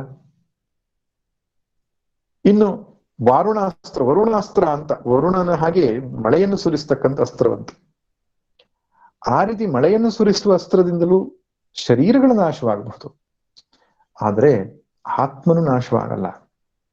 ನೆನಪಿರ್ಲಿ, ಈ ಅಸ್ತ್ರಗಳು ಆತ್ಮನಿಗೆ ಏನು ಮಾಡ್ಲಿಕ್ಕೆ ಆಗಲ್ಲ ಅನ್ನೋದು ಬಿಡಿ, ಮನಸ್ಸಿಗೂ ಕೂಡ ಅಂದ್ರೆ ಅಂತಃಕರಣಕ್ಕೂ ಕೂಡ ಜೀವಾತ್ಮನಿಗೂ ಕೂಡ ಯಾವ ತೊಂದರೆಯನ್ನು ಉಂಟು ಮಾಡಲ್ಲ. ಶರೀರವನ್ನ, ಸ್ಥೂಲ ಶರೀರಕ್ಕಷ್ಟೇ ಅದು ತೊಂದರೆಯನ್ನು ಕೊಡ್ತಕ್ಕಂಥದ್ದು. ಇನ್ನು ಸೂಕ್ಷ್ಮ ಶರೀರಕ್ಕೂ ಕೂಡ ಈ ಶಸ್ತ್ರಾಸ್ತ್ರಗಳು ಏನೂ ಘಾಸಿಯನ್ನು ಮಾಡ್ಲಿಕ್ಕೆ ಸಾಧ್ಯ ಇಲ್ಲ ಅಂದ ಮೇಲೆ ಆತ್ಮಕ್ಕೆ, ಶುದ್ಧ ಚೈತನ್ಯಕ್ಕೆ ಏನು ಮಾಡ್ಲಿಕ್ಕೆ ಸಾಧ್ಯ? ಏನೇನು ಆಗುವುದಿಲ್ಲ ಎಂಬುದಾಗಿ ನೀನು ಯುದ್ಧ ಮಾಡಿದ್ರೂ ಕೂಡ ಯಾರ ಆತ್ಮಕ್ಕೂ ಕೂಡ ನೀನು ಏನೂ ತೊಂದರೆ ಮಾಡ್ಲಿಕ್ಕೆ ಸಾಧ್ಯ ಇಲ್ಲ. ಶರೀರಕ್ಕೆ ತೊಂದರೆ ಆಗಬಹುದು ಎಂಬ ಮಾತನ್ನು ಹೇಳ್ತಿದ್ದಾನೆ. ಅಂದ್ರೆ ಆತ್ಮನು ಅವಿಕ್ರಿಯನು ಎನ್ನುವ ಚಿಂತನೆಯನ್ನ ಇನ್ನೊಂದು ಬಗೆಯಲ್ಲಿ ಹೇಳಿದ್ದಾನೆ. ಇನ್ನು ಮುಂದಿನ ಶ್ಲೋಕದಲ್ಲಿಯೂ ಕೂಡ ಅದೇ ಚಿಂತನೆಯನ್ನು ಮುಂದುವರಿಸ್ತಾನೆ. ಅಚ್ಛೇದ್ಯೋಯಮದಾಹ್ಯೋಯಂ ಅಕ್ಲೇದ್ಯೋ ಶೋಷ್ಯ ಏವಚ. ಆತ್ಮನು ಅಚ್ಛೇದ್ಯನು, ಶಸ್ತ್ರಗಳಿಂದ ಛೇದಿಸಲ್ಪಡುವುದಿಲ್ಲ. ಅದಾಹ್ಯನು, ಬೆಂಕಿಯಿಂದ ಸುಡಲ್ಪಡುವುದಿಲ್ಲ. ಅಕ್ಲೇದ್ಯನು, ಗಾಳಿಯಿಂದ ನೀರಿನಿಂದ ತೋಯಿಸಲ್ಪಡುವುದಿಲ್ಲ. ಅಶೋಷ್ಯ, ಗಾಳಿಯಿಂದ ಒಣಗಿಸಲ್ಪಡುವುದಿಲ್ಲ. ಮಣ್ಣು, ಬೆಂಕಿ, ನೀರು, ಗಾಳಿ, ಈ 4 ತತ್ವಗಳು ಆತ್ಮನಿಗೆ ಏನು ಮಾಡಲಾರವು. ಯಾಕೆ? ನಿತ್ಯ, ಅವನು ಕಾಲಾತೀತನು, ಸರ್ವಕಾಲದಲ್ಲಿಯೂ ಕೂಡ ಇರತಕ್ಕಂಥವನು. ಸರ್ವಗತಃ, ಎಲ್ಲ ಕಡೆಗೆ ತುಂಬಿರುವವನು. ಸರ್ವವ್ಯಾಪಕ ಅಂತ ಅರ್ಥ. ಆಕಾಶ ಹೇಗೆ ಎಲ್ಲೆಲ್ಲೂ ತುಂಬಿದೆಯೋ, ಈ ಆತ್ಮನು ಎಲ್ಲೆಲ್ಲೂ ತುಂಬಿರುವ ವಸ್ತು. ಸ್ಥಾಣು, ಸ್ಥಾಣು ಅಂದ್ರೆ ಸ್ಥಿರವಾಗಿ ಕಲ್ಲಿನ ಹಾಗೆ ಒಂದು ಕಡೆ ಇರುವವನು ಅಂತ. ಸ್ಥಾಣು ಅಂದ್ರೆ ಕಲ್ಲು ಅಂತ, ಕಲ್ಲು ಬಂಡೆ ಹಾಗಿರುವವನು. ಶಿವನಿಗೆ ಸ್ಥಾಣು ಅಂತಕ್ಕಂಥ ಒಂದು ಹೆಸರಿದೆ, ಸ್ಥಿರವಾಗಿರುವವನು ಅಂತ. ಹಾಗೆ ಕೂಟಸ್ಥ ನಿತ್ಯ ಅಂತ ಹೇಳ್ತಾರೆ. ಇನ್ನೊಂದು ಏನು, ಪ್ರವಾಹಿ ನಿತ್ಯ, ಇನ್ನೊಂದು ಕೂಟಸ್ಥ ನಿತ್ಯ. ಈ ಉದಾಹರಣೆಗೆ ನೀರು, ಗಂಗಾ ನದಿಯ ನೀರೇನಿದೆ ನಿರಂತರ ಹರಿತಾ ಇರುತ್ತೆ. ಆದ್ರೆ 10 ವರ್ಷದ ಹಿಂದೆ ನಾವು ಯಾವ ಗಂಗಾ ನದಿ ನೀರಂತ ಕರಿತಿದ್ದೇವೋ, ಈಗ ಹೋಗಿ ನೋಡಿದ್ರು ಅದೇ ಗಂಗೆ ಅಂತಾನೆ ಹೇಳ್ತೇವೆ. ಆದ್ರೆ ಅದೇ ಗಂಗೆ ಇಲ್ಲ ಇವಾಗ. ಯಾಕೆ? ನೀರು ನಿರಂತರ ಹರಿತಾ ಇದೆ. ಆದ್ರಿಂದ ಅದು ಪ್ರವಾಹಿ ನಿತ್ಯ, ಬದಲಾವಣೆ ಆಗುತ್ತಾ ನಿತ್ಯವಾಗಿರತಕ್ಕಂಥದ್ದು. ಈಗ ದೀಪದ ಶಿಖೆ ಇರುತ್ತದೆ, ದೀಪ ಬೆಳಗ್ತಾ ಇರುತ್ತದೆ. ನಿನ್ನೆ ಹಚ್ಚಿಟ್ಟ ದೀಪ ಇವತ್ತು ಬೆಳಗ್ತಾ ಇರಬಹುದು. ಅದೇ ದೀಪವೇ ಇದು ಅಂತ ನಾವು ಹೇಳ್ತೇವೆ, ಆದ್ರೆ ವಾಸ್ತವವಾಗಿ ಆ ದೀಪವಲ್ಲ. ಯಾವುದು? ನಿರಂತರ ಬದಲಾವಣೆ, ಪ್ರತಿ ಕ್ಷಣವೂ ಕೂಡ ಹೊಸ ಹೊಸ ದೀಪದ ಶಿಖೆ, ದೀಪದ ಅಲೆ ಬರ್ತಾ ಇರುತ್ತೆ. ಆದ್ರಿಂದ ಅದು ಹೊಸ ದೀಪವೇ, ಆದ್ರೆ ಒಂದೇ ತೆರನಾಗಿ ಅದು ಹರಿತಾ ಇರುವುದರಿಂದ ಪ್ರವಾಹಿ ನಿತ್ಯ. ಆದ್ರೆ ಕೂಟಸ್ಥ ನಿತ್ಯ ಅಂತ ಒಂದಿದೆ, ಅದು ಬದಲಾವಣೆ ಆಗದೆ ಒಂದೇ ತೆರನಾಗಿರ್ತಕ್ಕಂಥದ್ದು, ಅದೇ ಆತ್ಮ. ಅದಕ್ಕೆ ಸ್ಥಾಣು ಅಂತ ಕರೀತಾರೆ. ಅಚಲೋಯಂ ಸನಾತನಃ, ಅಚಲನು, ಚಲನೆ ಇಲ್ಲದವನು, ವಿಕಾರ ಇಲ್ಲದವನು. ಸನಾತನನು, ಆತನೋತಿ ಸನಾತನಃ, ಎಂದೆಂದು ಹೊಸಬನು ಅಂತ ಅರ್ಥ. ಆದ್ದರಿಂದ ಈ ಆತ್ಮನು ನಿತ್ಯನು, ಸರ್ವಗತನು, ಕೂಟಸ್ಥ ನಿತ್ಯನು, ವಿಕಾರರಹಿತನು, ಶಾಶ್ವತನು ಎಂಬ ಅರ್ಥದಲ್ಲಿ ಭಗವಂತ ಮಾತನ ಹಿಂದೆ ಹೇಳಿರತಕ್ಕಂಥ ವಿಚಾರವನ್ನೇ ಪುನಃ ತಿಳಿಸಿಕೊಡ್ತಾ ಇದ್ದಾನೆ. ಇನ್ನು ಈ ಚಿಂತನೆಯ ಕೊನೆಯ ಸರಣಿಯಾಗಿ ಮತ್ತೊಮ್ಮೆ ಹೇಳಿದ ಸಂಗತಿಯನ್ನೇ ಬೇರೆ ಶಬ್ದಗಳಲ್ಲಿ ಹೇಳ್ತಿದ್ದಾನೆ. ಅವ್ಯಕ್ತೋಯಮಚಿಂತ್ಯೋಯಂ ಅವಿಕಾರ್ಯೋಯಮುಚ್ಯತೆ ತಸ್ಮಾದೇವಂ ವಿದಿತ್ವೈನಂ ನಾನು ಶೋಚಿತುಮರ್ಹಸಿ. ತಸ್ಮಾತ್, ಆ ಕಾರಣದಿಂದ, ಈ ಆತ್ಮನನ್ನು ತಿಳಿದುಕೊಂಡು ನೀನು ಶೋಕಿಸಬಾರದು, ದುಃಖಿಸಬಾರದು ಅಂತ ಹೇಳ್ತಾನೆ. ನಿನ್ನ ದುಃಖಕ್ಕೆ ಕಾರಣವಾಗಿರತಕ್ಕಂಥದ್ದೇನು? ಆತ್ಮೀಯರನ್ನ ಕಳೆದುಕೊಳ್ಳತಕ್ಕಂಥದ್ದು. ಅದರಿಂದ ಅರ್ಜುನ ವಿಷಾದ ಯೋಗ ಬಂತು. ನನ್ನವರನ್ನ ಕಳೆದುಕೊಂಡು ಬದುಕೋದು ಹೇಗೆ? ತ್ರೈಲೋಕ್ಯದ ಸುಖವನ್ನು ಕೊಟ್ಟರೂ ನನಗೆ ಬೇಡ ಅಂತ ಹೇಳಿದವನು ನೀನು. ಯಾಕೆ? ಇವರನ್ನು ಕಳ್ಕೊಂಡು ಬದುಕುವಂತಹದ್ದನ್ನು ನೀನು ಪರಿಕಲ್ಪನೆ ಮಾಡಿದ್ದಿ. ಆದ್ರೆ ನೀನು ಕಳ್ಕೊಳ್ಳೋದಿಲ್ಲ ಯಾರನ್ನು ಎಂಬುದನ್ನು ಅರ್ಥ ಮಾಡ್ಕೋ. ಯಾರನ್ನು ಗಳಿಸಿಕೊಂಡಿಲ್ಲ, ಯಾರನ್ನು ಕಳೆದುಕೊಳ್ಳುವುದೂ ಇಲ್ಲ. ಎಲ್ಲದೂ ಯಾವಾಗಲೂ ಇರತಕ್ಕಂಥದ್ದು. ಆ ಆತ್ಮ ವಸ್ತು ಅನ್ನುವಂಥದ್ದೇನಿದೆ ಯಾವಾಗಲೂ ಇರ್ತಕ್ಕಂಥದ್ದು. ಅನಾತ್ಮ ವಸ್ತು ಅನ್ನೋದು ನೀನು ಹಿಡ್ಕೊಂಡ್ರೂ ಹೊರಟು ಹೋಗುತ್ತೆ. ಅದು ಯಾರು ಇದುವರೆಗೆ ಅನಾತ್ಮವನ್ನು ಹಿಡಿದುಕೊಂಡಿಲ್ಲ, ಯಾರು ಆತ್ಮನನ್ನ ಕಳೆದುಕೊಂಡಿಲ್ಲ. ಇದನ್ನ ಅರ್ಥ ಮಾಡ್ಕೊಳ್ಬೇಕು. ಇದು ವಾಸ್ತವ. ಎಷ್ಟೋ ಜನ ವೇದಾಂತಿಗಳಿಗೆ ಏನ್ ಹೇಳ್ತಾರೆ, ಅವರು ಋಣಾತ್ಮಕ ದೃಷ್ಟಿಕೋನ ಉಳ್ಳವರು, ಜೀವನವೆಲ್ಲ ನಶ್ವರ ಅಂತ ಹೇಳ್ತಾರೆ, ಅಶಾಶ್ವತ ಅಂತ ಹೇಳ್ತಾರೆ. ಹಾಗೆ ಯೋಚನೆ ಮಾಡಬಾರ್ದು, ಧನಾತ್ಮಕವಾಗಿ ಯೋಚನೆ ಮಾಡಬೇಕು, ಪಾಸಿಟಿವ್ ಥಿಂಕಿಂಗ್. ನೆಗೆಟಿವ್ ಥಿಂಕಿಂಗ್ ಬೇಡ, ಪಾಸಿಟಿವ್ ಥಿಂಕಿಂಗ್ ಮಾಡಿ. ಜೀವನ ಚೆನ್ನಾಗಿದೆ, ಜೀವನ ಚೆನ್ನಾಗಿದೆ ಅಂತ ಹೇಳ್ಕೊಂಡು ಹೋಗಿ, ಚೆನ್ನಾಗಿರುತ್ತೆ ಜೀವನ. ನೆಗೆಟಿವ್ ಥಿಂಕಿಂಗ್ ಮಾಡಬೇಡಿ. ಈ ವೇದಾಂತಿಗಳೆಲ್ಲ ನೆಗೆಟಿವ್ ಥಿಂಕಿಂಗ್ ಮಾಡ್ತಾರೆ ಅಂತ ಹೇಳ್ತಾರೆ. ಹಾಗಲ್ಲ, ನೆಗೆಟಿವ್ ಥಿಂಕಿಂಗ್ ಮಾಡಲೂಬಾರದು, ಅನವಶ್ಯಕವಾದ ಪಾಸಿಟಿವ್ ಥಿಂಕಿಂಗೂ ಬೇಡ. ರೈಟ್ ಥಿಂಕಿಂಗ್ ಇರಲಿ. ವಾಸ್ತವ ಏನು ಅದನ್ನು ನೋಡುವುದನ್ನು ಕಲ್ತ್ಕೊಳ್ಬೇಕು. ಅದರಿಂದ ಹೆಚ್ಚಿನ ಸಮಸ್ಯೆಗಳಿಗೆ ಪರಿಹಾರ ಸಿಗುತ್ತೆ.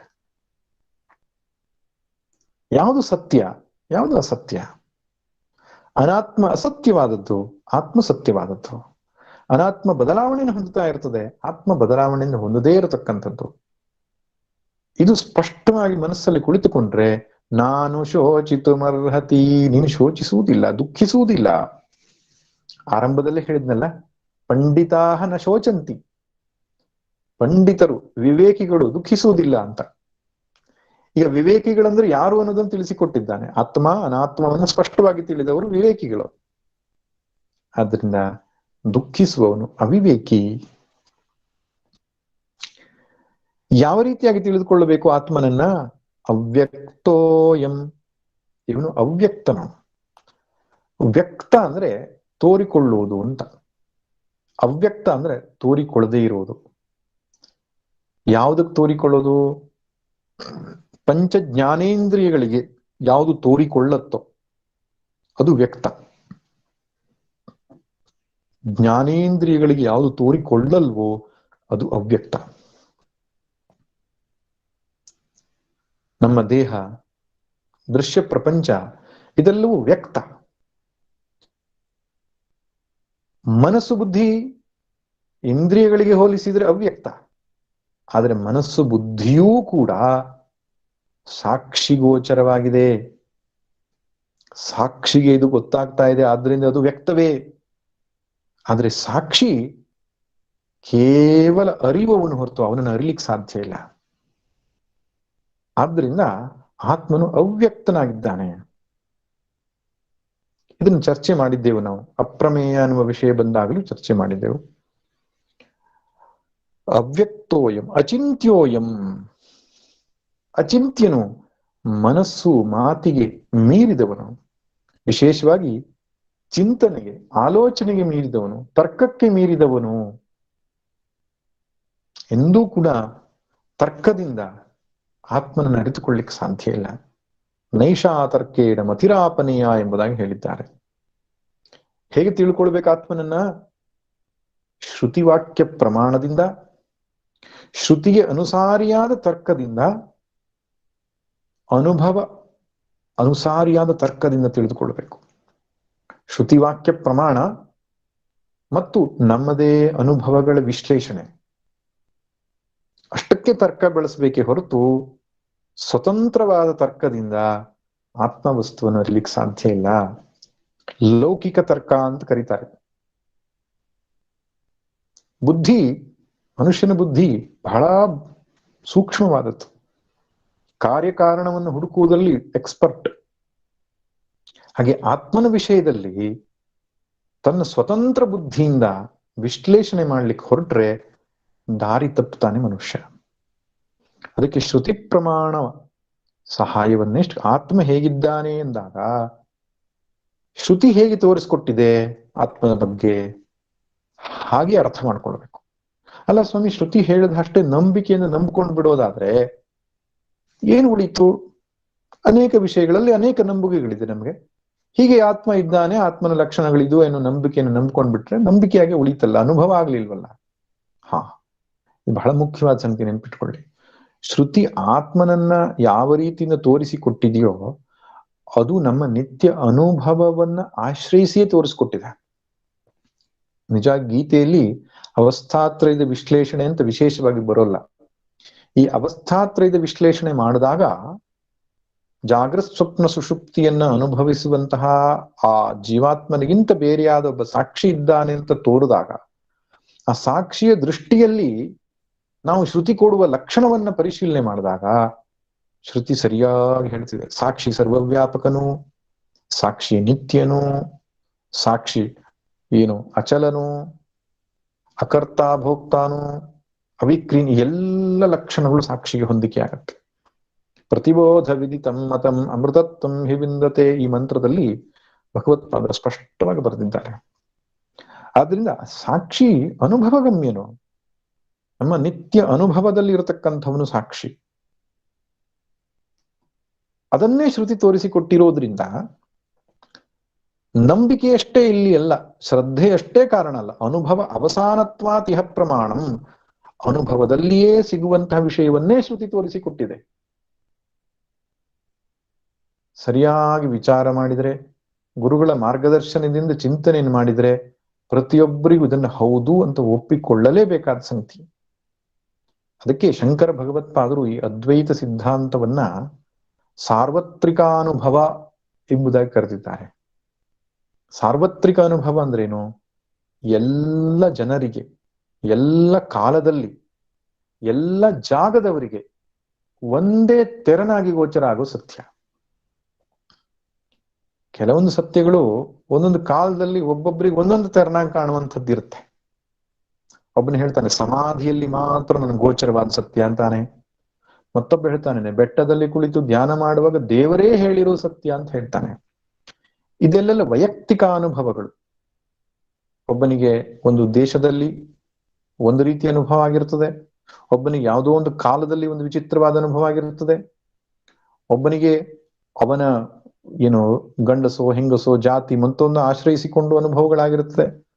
ವೈಯಕ್ತಿಕ ಅನುಭವಗಳು ಒಂದು ದೇಶಕ್ಕೂ ಕಾಲಕ್ಕೂ ವ್ಯಕ್ತಿಗೂ ಸೀಮಿತ ಆದ ಅನುಭವಗಳು.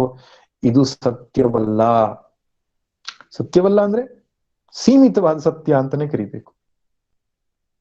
Relative reality. ಅಬ್ಸಲ್ಯೂಟ್ ರಿಯಾಲಿಟಿ ಯಾವ್ದಪ್ಪ ಅಂದ್ರೆ, ಪಾರಮಾರ್ಥಿಕ ಸತ್ಯ ಯಾವುದು ಅಂದ್ರೆ, ಎಲ್ಲ ಕಾಲದಲ್ಲಿ, ಅದು ತ್ರೇತಾಯುಗ, ದ್ವಾಪರ ಯುಗ, ಕಲಿಯುಗ, ಯಾವುದೇ ಯುಗದಲ್ಲಿರ್ಲಿ ಅನುಭವ ಒಂದೇ ಆಗಿರ್ಬೇಕು. ಎಲ್ಲ ಜಾಗಗಳಲ್ಲಿ, ಅದು ಅಮೆರಿಕವೋ, ಆಫ್ರಿಕವೋ, ಭಾರತವೋ, ಪಾಕಿಸ್ತಾನವೋ, ಯಾವ ದೇಶದಲ್ಲೇ ಆಗ್ಲಿ ಒಂದೇ ಅನುಭವ ಆಗಿರಬೇಕು. ಎಲ್ಲ ಮನುಷ್ಯರಲ್ಲಿ, ಸರ್ವಜನೀನ, ಬ್ರಾಹ್ಮಣ, ಕ್ಷತ್ರಿಯ, ಗಂಡಸು, ಹೆಂಗಸು, ಬಾಲಕ, ದೊಡ್ಡವನು, ಗಂಧರ್ವ, ಕಿನ್ನರ, ದೇವತೆ, ಯಾರೇ ಆಗಿರ್ಲಿ ಎಲ್ಲರ ಅನುಭವಗಳು ಒಂದೇ ತೆರನಾಗಿರ್ಬೇಕು. ಒಬ್ಬ ಆತ್ಮಜ್ಞಾನಿಯಾದವನು ನನ್ನ ಆತ್ಮಾನುಭವ, ಆತ್ಮಸ್ವರೂಪವನ್ನು ಹೇಳಿದಾಗ ಪ್ರತಿಯೊಬ್ಬರ ಅನುಭವಗಳು ಒಂದೇ ಆಗಿರಬೇಕು. ಒಂದೇ ಆಗಿರುತ್ತೆ. ಅದು ಸತ್ಯವಾದ ಸಾರ್ವತ್ರಿಕ ಅನುಭವ ಆಗಿದ್ರೆ ಆಗಿರುತ್ತೆ. ಅದನ್ನೇ ಶ್ರುತಿ ತೋರಿಸ್ತಾ ಇದೆ ನೋಡಿ. ಬ್ರಹ್ಮಸೂತ್ರದಲ್ಲಿ ತತ್ವ ಸಮನ್ವಯಾತ್ ಎನ್ನುವ ಸೂತ್ರದಲ್ಲಿ ಶಂಕರ ಭಗವತ್ಪಾದ ವಿಸ್ತಾರವಾದ ಭಾಷ್ಯ ಬರೆದಿದ್ದಾರೆ. ಆ ಸೂತ್ರದ ಅರ್ಥ ಏನಂದ್ರೆ, ಈ ಆತ್ಮನೇ ಜಗತ್ಕಾರಣನು ಮತ್ತು ಆತ್ಮನು ಶಾಸ್ತ್ರದಿಂದಲೇ ತಿಳಿಯಲ್ಪರುವನು ಎನ್ನುವಂತಹ ವಿಷಯವೇ ಸಮನ್ವಯ ಎಲ್ಲ ಉಪನಿಷತ್ ವಾಕ್ಯಗಳಲ್ಲಿಯೂ ಹೇಳಲ್ಪಟ್ಟಿದೆ. ಅಂದ್ರೆ ಎಲ್ಲ ಉಪನಿಷತ್ ವಾಕ್ಯಗಳು ಕೂಡ, ಅದು ಯಾಜ್ಞವಲ್ಕ್ಯ ದರ್ಶನವೋ, ಮುಂಡಕ ಋಷಿಯ ದರ್ಶನವೋ, ಕಠ ಋಷಿಯ ದರ್ಶನವೋ, ಯಾವುದೇ ಋಷಿಯ ದರ್ಶನ ಇರಲಿ, ಸತ್ಯವಾಗಿದ್ರೆ ಎಲ್ಲದಕ್ಕೂ ಒಂದೇ ಅರ್ಥ ಇರಬೇಕು. ಅದನ್ನೇ ಬ್ರಹ್ಮಸೂತ್ರ ಮಾಡಿರೋ ಕೆಲಸ. ಆ 10 ಉಪನಿಷತ್ತುಗಳು, ಗೀತೆ, ಇವುಗಳಲ್ಲೆಲ್ಲ ಹೇಳಿರುವ ಸತ್ಯ ಒಂದೇ ತೆರನಾದದ್ದು ಒಂದು ತೋರಿಸಿಕೊಟ್ಟಿದೆ. ಮೇಲ್ನೋಟಕ್ಕೆ ನಮ್ಗೆ ವಿಭಿನ್ನವಾಗಿ ಕಾಣಬಹುದು, ಆದ್ರೆ ಆಳವಾಗಿ ನೋಡಿದ್ರೆ ಗೊತ್ತಾಗತ್ತೆ ಒಂದೇ ಸತ್ಯ, ಸಾರ್ವತ್ರಿಕ ಅನುಭವ. ಈ ತರ್ಕದಿಂದ ನಾವು ಗೋಚರ ಮಾಡಿಕೊಳ್ಳುವಂಥದ್ದು ಅವರವರ ಬುದ್ಧಿಗೆ ಅವರವರು ಕಂಡುಕೊಳ್ಳುವಂಥದ್ದು. ವೈಯಕ್ತಿಕ ಅನುಭವಗಳಿಗೂ ಬೆಲೆ ಇಲ್ಲ ಇಲ್ಲಿ. ಶ್ರುತಿ ತೋರಿಸಿಕೊಡುವ ಸಾರ್ವತ್ರಿಕ ಅನುಭವದ ಹಾಗೆಯೇ ನಮ್ಮ ಅನುಭವ ಇದ್ದರೆ, ಇಲ್ಲಿ ಅನುಭವ ಅನ್ನೋ ಶಬ್ದವನ್ನ ಬಹಳ ಎಚ್ಚರಿಕೆಯನ್ನು ಗಮನಿಸಬೇಕು. ನಮಗೊಂದು ಹೊಸ ಅನುಭವ ಆಗತ್ತೆ ಅಂತಲ್ಲ, ನಮ್ಮ ನಿತ್ಯದ ಅನುಭವದಲ್ಲಿ ಹಾಸುಹೊಕ್ಕಾಗಿರುವ ಸಾಕ್ಷಿಯ ಅರಿವು ಶ್ರುತಿ ತೋರಿಸಿಕೊಟ್ಟ ಆತ್ಮನಿಗೆ ಹೋಲಿಕೆಯಾಗುವುದರಿಂದ ಅದನ್ನ ಅರ್ಥ ಮಾಡಿಕೊಂಡವನು ಜ್ಞಾನಿಯಾಗ್ತಾನೆ. ಆದ್ದರಿಂದ ಹೇಳುವಂಥದ್ದು ಅಚಿಂತ್ಯ. ಬರೀ ಬುದ್ಧಿಯಲ್ಲಿ ಆತ್ಮನನ್ನು ಅರಿತುಕೊಳ್ತಕ್ಕಂಥದ್ದಲ್ಲ. ಅವಧೂತ ಗೀತೆಯಲ್ಲಿ ಬಹಳ ಸುಂದರವಾದ ಒಂದು ಮಾತು ಬರ್ತದೆ. ತ್ವದ್ವ್ಯಾತ್ರಯಾ ವ್ಯಾಪಕತಾ ಹತಾತೆ ಧ್ಯಾನೇನ ಚೇತಃ ಪರತಾ ಹತಾತೆ. ಸ್ತುತ್ಯಾ ವಾಕ್ಪರತಾ ಹತಾತೆ ಕ್ಷಮಸ್ವ ನಿತ್ಯಂ ತ್ರಿವಿಧಾಪರಾಧಂ. ಅವಧೂತರು ಆ ಭಗವಂತನಲ್ಲಿ ಹೇಳ್ತಕ್ಕಂಥ ಮಾತು, ತ್ವದ್ಯಾತ್ರಯ ವ್ಯಾಪಕತಾ ಹತಾತೆ. ಹೇ ಭಗವಂತ, ಯಾತ್ರೆ ಮಾಡ್ಲಿಕ್ಕೆ ಹೊರಟೆ ನಾನು, ಸಪ್ತ ತೀರ್ಥಕ್ಷೇತ್ರಗಳಿಗೆ ಹೋದೆ, 4 ಧಾಮಗಳಿಗೆ ಹೋದೆ, ಅನೇಕ ತೀರ್ಥಕ್ಷೇತ್ರ ಯಾತ್ರೆ ಮಾಡಿದೆ ನಿನ್ನನ್ನು ದರ್ಶನ ಮಾಡಬೇಕು ಅಂತ. ಆದ್ರೆ ಶ್ರುತಿ ಪದೇ ಪದೇ ಹೇಳ್ತಾ ಇತ್ತು, ಸರ್ವವ್ಯಾಪಕನು ಪರಮಾತ್ಮನು ಸರ್ವಗತನು ಅಂತ ಹೇಳಿದ್ರು ನಾನು ಅದನ್ನ ಅರ್ಥ ಮಾಡಿಕೊಳ್ಳದೆ, ನೀನು ಇಲ್ಲಿಲ್ಲ ಇನ್ನೆಲ್ಲೋ ಇದ್ದೀಯ ಅಂತ ಹುಡುಕ್ಲಿಕ್ಕೆ ಹೋಗಿ ಒಂದು ಅಪರಾಧ ಮಾಡಿದೆ, ಕ್ಷಮಿಸು ಸ್ವಾಮಿ. ಧ್ಯಾನ ಮಾಡ್ಲಿಕ್ಕೆ ಹೋಗಿ ನೀನು ಮನಸ್ಸಿಗೂ ಮೀರಿದವನು ಎನ್ನುವ ತತ್ವವನ್ನು, ಅಚಿಂತ್ಯನು ಎನ್ನುವ ತತ್ವಕ್ಕೆ ನಾನು ಅಪರಾಧ ಮಾಡಿದೆ. ಯಾಕೆ? ಧ್ಯಾನ ಮಾಡ್ತಾ ಮಾಡ್ತಾ ಒಂದು ದಿನ ನಾನು ಕಂಡುಕೊಳ್ತೇನೆ, ದೇವರನ್ನ ಧ್ಯಾನದಿಂದ ಕಂಡುಕೊಳ್ತೇನೆ, ಅದು ತಪ್ಪು. ಧ್ಯಾನ ಮಾಡ್ತಾ ಮಾಡ್ತಾ ಮನಸ್ಸು ಬುದ್ಧಿ ಶುದ್ಧವಾಗ್ತಾ ಸೂಕ್ಷ್ಮವಾಗ್ತಾ ಹೋದ ಹಾಗೆ ಆತ್ಮನೊಟ್ಟಿಗೆ ಸಂಸ್ಪರ್ಶವಾಗ್ತದೆ, ಆತ್ಮ ಅಲ್ಲಿ ಗೋಚರವಾಗ್ತಾನೆ ಅಂತ ಹೇಳುವುದು ಕೂಡ ಅಶಾಸ್ತ್ರೀಯ. ಅಥವಾ ಅತ್ಯಂತ ಚಿಂತನೆಯಲ್ಲಿ ರ್ಯಾಷನಲ್ ಥಿಂಕಿಂಗ್ ಅಲ್ಲಿ ನಾನು ಆತ್ಮನ ಅರಿತುಕೊಳ್ತೇನೆ, ಅದು ಸಾಧ್ಯ ಇಲ್ಲ. ಯಾಕೆ? ಮಾತು ಮನಂಗಳಿಂಗ ತತ್ತ ಮೀರಿದ ಜ್ಯೋತಿ ಅದು. ಶ್ರುತಿ ಹೇಳ್ತಾ ಇದೆ ಅಚಿಂತ್ಯ.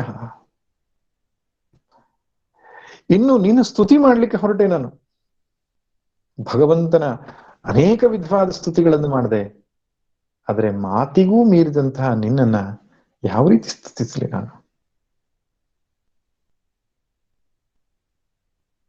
ಭಗವಂತನ ಸ್ತುತಿಸಬೇಕು ಅಂದ್ರೆ ಮೌನವಾಗಿರಬೇಕು ಅಷ್ಟೆ.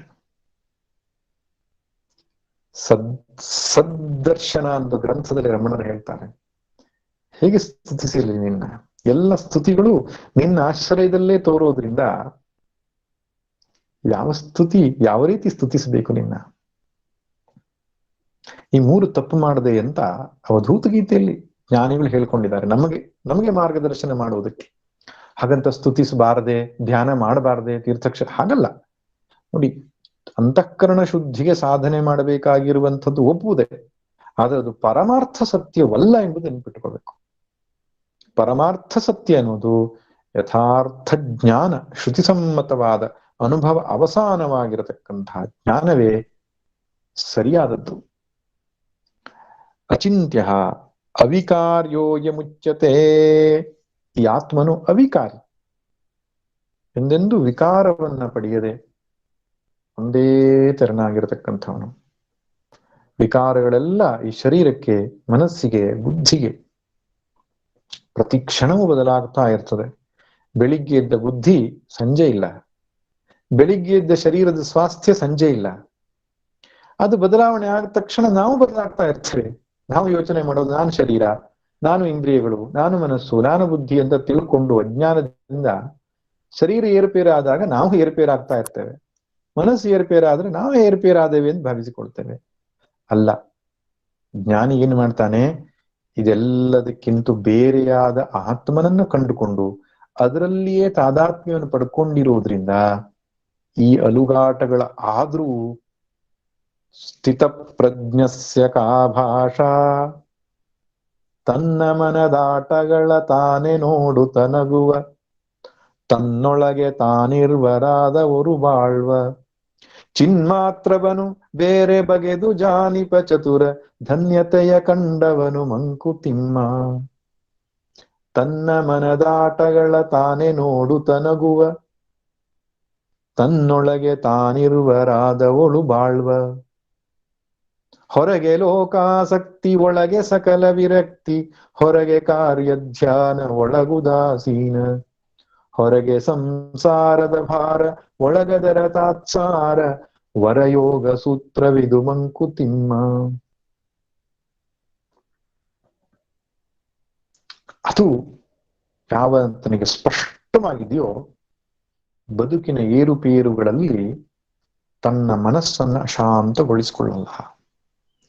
ಯಾರು ಇದೇ ಸತ್ಯವಾಗಿದೆಯೋ ಈ ದೇಹ, ಈ ಪ್ರಪಂಚ, ಈ ಮನಸ್ಸು, ಬುದ್ಧಿ ಇಷ್ಟೇ ಪ್ರಪಂಚ ಅಂತ ಭಾವಿಸಿಕೊಂಡಿದ್ದಾನೋ ಅದಕ್ಕಿಂತ ಬೇರೆಯಾದ ಚಿನ್ಮಾತ್ರವನ್ನು ಬೇರೆ ಬಗೆದು ಜಾನಿಪ ಚತುರನಾಗಿಲ್ವೋ ಅವನಿಗೆ ದುಃಖದಿಂದ ಹೊರಗಡೆ ಬರ್ಲಿಕ್ಕೆ ಸಾಧ್ಯ ಇಲ್ಲ. ಇದಕ್ಕೆ ಶಾಶ್ವತ ಪರಿಹಾರ ಒಂದೇ, ಆ ಬೇರೆಯಾಗಿರುವ ಆತ್ಮಾನುಸಂಧಾನವನ್ನು ಮಾಡಿಕೊಳ್ತಾ ಬಿಡಿಸಿಕೊಳ್ಬೇಕು ನಾವು.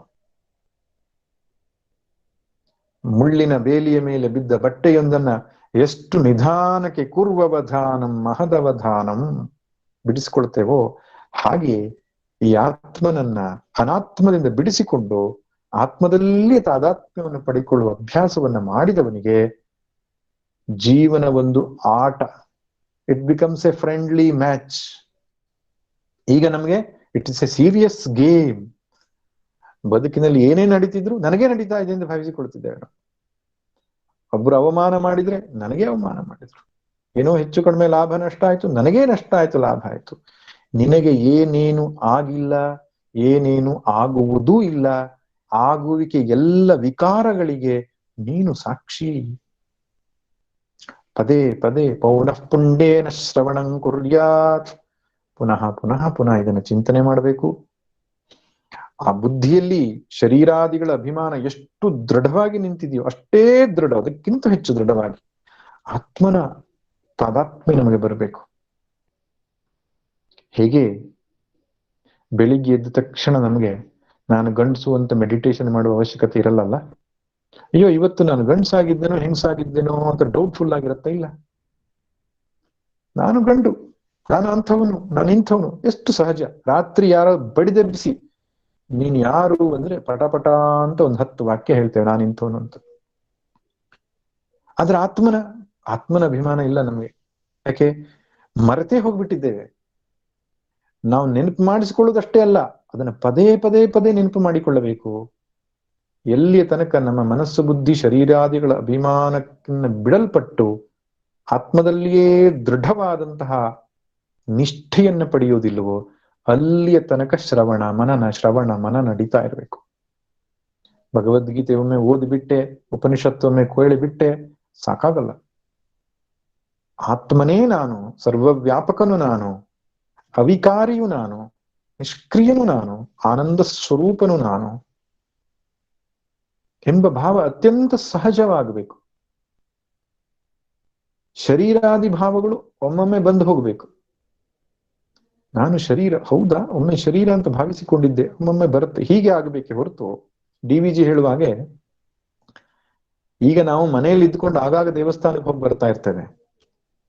ಆದ್ರೆ ಹೇಗಾಗ್ಬೇಕು ನಮ್ಮ ಜೀವನ ಅಂದ್ರೆ ದೇವಸ್ಥಾನದಲ್ಲಿ ಇದ್ಕೊಂಡು ಆವಾಗ ಮನೆಗೆ ಬರ್ತಾ ಇರ್ಬೇಕು ಅಂತ ಹೇಳ್ತಾರೆ. ಹಾಗೆ ಆತ್ಮದ ಭಾವದಲ್ಲಿ ಇದ್ದುಕೊಂಡು ಆವಾಗ ಶರೀರದ ಭಾವಕ್ಕೆ ಬಂದು ಹೋಗ್ತಿದ್ರೆ ತೊಂದರೆ ಇಲ್ಲ. ಶರೀರ ಭಾವದಲ್ಲೇ ಇದ್ದುಕೊಂಡು ಆವಾಗ ಆತ್ಮದ ಭಾವ ಬಂದು ಹೋಗ್ತಿದ್ರು ಒಳ್ಳೇದಾಗ್ತದೆ. ಅದ್ರ ನಮ್ಮದೆಂತ ಪರಿಸ್ಥಿತಿ ಅಂದ್ರೆ ಶರೀರ ಭಾವದಲ್ಲೇ ಇದ್ದುಬಿಟ್ಟು ನಾನು ಆತ್ಮ ಅನ್ನೋದು ಸಂಪೂರ್ಣ ಮರೆತು ಬಿಟ್ಟಿದ್ದೇವೆ. ಇದು ಪ್ರಮಾದ. ಈಗ ದೈವಾನುಗ್ರಹದಿಂದ ನಮ್ಮ ಕಿವಿಯ ಮೇಲೆ ಬಿದ್ದಿದೆ. ಮತ್ತೆ ವಿಚಾರ ಮಾಡೋಣ, ಇದನ್ನ ದೃಢವಾಗಿ ನಮ್ಮ ಜೀವನದಲ್ಲಿ ತಂದುಕೊಳ್ಳೋಣ. ಇದೇ ಶಾಶ್ವತ ಪರಿಹಾರ ಜೀವನದ ಎಲ್ಲ ಸಮಸ್ಯೆಗಳಿಗೆ, ಆತ್ಮವಿಚಾರ. ಇಲ್ಲಿಗೆ ಭಗವಂತ ಕೊಟ್ಟಂತಹ ಉಪದೇಶ 25ನೇ ಶ್ಲೋಕದವರೆಗೆ ಆತ್ಮವಿಚಾರ ಮುಗಿಯಿತು. ಇನ್ನು ಮುಂದೆ 3 ಶ್ಲೋಕದಲ್ಲಿ ಅಭ್ಯುಪೇತ್ಯವಾದವನ್ನು ತೆಗೆದುಕೊಳ್ತಾನೆ. ಅಭ್ಯುಪೇತ್ಯವಾದ ಅಂದ್ರೆ ಲೆಟಸ್ ಟೇಕ್ ಅಂತ ಹೇಳ್ತೇವಲ್ಲ ಹಾಗೆ. ಜೀವನದಲ್ಲಿ ಕೆಲವೊಂದು ಸಿದ್ಧಾಂತಗಳು ನಮ್ಮ ಒಪ್ಪಿಗೆ ಇರೋಲ್ಲ. ಬೇರೆ ಪಕ್ಷದವರು, ನೈಯಾಯಿಕರು, ಚಾರ್ವಾಕರು, ಬೌದ್ಧರು ಆ ಪಕ್ಷದಿಂದ ವಾದ ಮಾಡ್ತಾ ಇರ್ತಾರೆ. ಅದು ಸಿದ್ಧಾಂತಿಗಳ ಪಕ್ಷವಲ್ಲ, ಏನು ಪ್ರತಿಪಕ್ಷಗಳದ್ದು. ಅವರ ಸಿದ್ಧಾಂತವನ್ನ ಒಪ್ಪಿಕೊಂಡ್ರೂ ಕೂಡ ನೀನು ದುಃಖ ಮಾಡಬಾರದು ಅಂತ ಹೇಳ್ತಾನೆ. ಅದಕ್ಕೆ ಅಭ್ಯುಪೇತ್ಯವಾದ ಎಂಬುದಾಗಿ ಕರೀತಾರೆ. ಆ ದೃಷ್ಟಿಕೋನ ಇಟ್ಟುಕೊಂಡು 3 ಶ್ಲೋಕವನ್ನು ಹೇಳ್ತಾನೆ ಅವನು.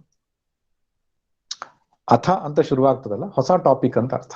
ಅದರಿಂದ ಹೊಸ ಟಾಪಿಕ್ 3 ಶ್ಲೋಕಗಳಲ್ಲಿ ಹೇಳಿ ತದನಂತರ ಆತ್ಮವಿಚಾರವನ್ನೇ 2 ಶ್ಲೋಕದಲ್ಲಿ ಪರಿಸಮಾಪ್ತಿ ಮಾಡ್ತಾ ಮತ್ತೆ ಧರ್ಮದ ದೃಷ್ಟಿ ಇಟ್ಕೊಂಡು, ಸ್ವಧರ್ಮದ ದೃಷ್ಟಿ ಇಟ್ಕೊಂಡು ನೀನು ಯುದ್ಧ ಮಾಡಬೇಕು ಅಂತ ಮುಂದಿನ ಶ್ಲೋಕಗಳಲ್ಲಿ ಹೇಳ್ತಾ ಕರ್ಮಯೋಗ ಮತ್ತು ಸ್ಥಿತಪ್ರಜ್ಞ ಲಕ್ಷಣ ಮುಂತಾದ ವಿಷಯಗಳು ಬರುತ್ತೆ.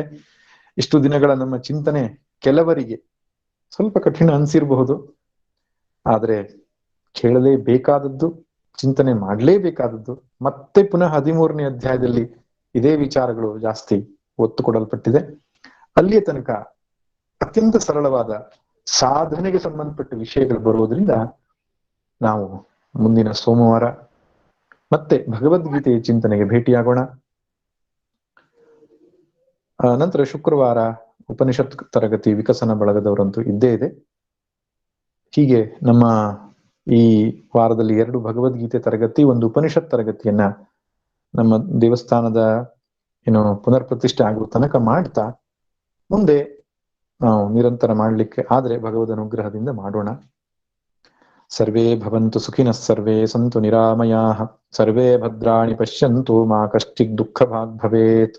ಓಂ ಶಾಂತಿ ಶಾಂತಿ ಶಾಂತಿ.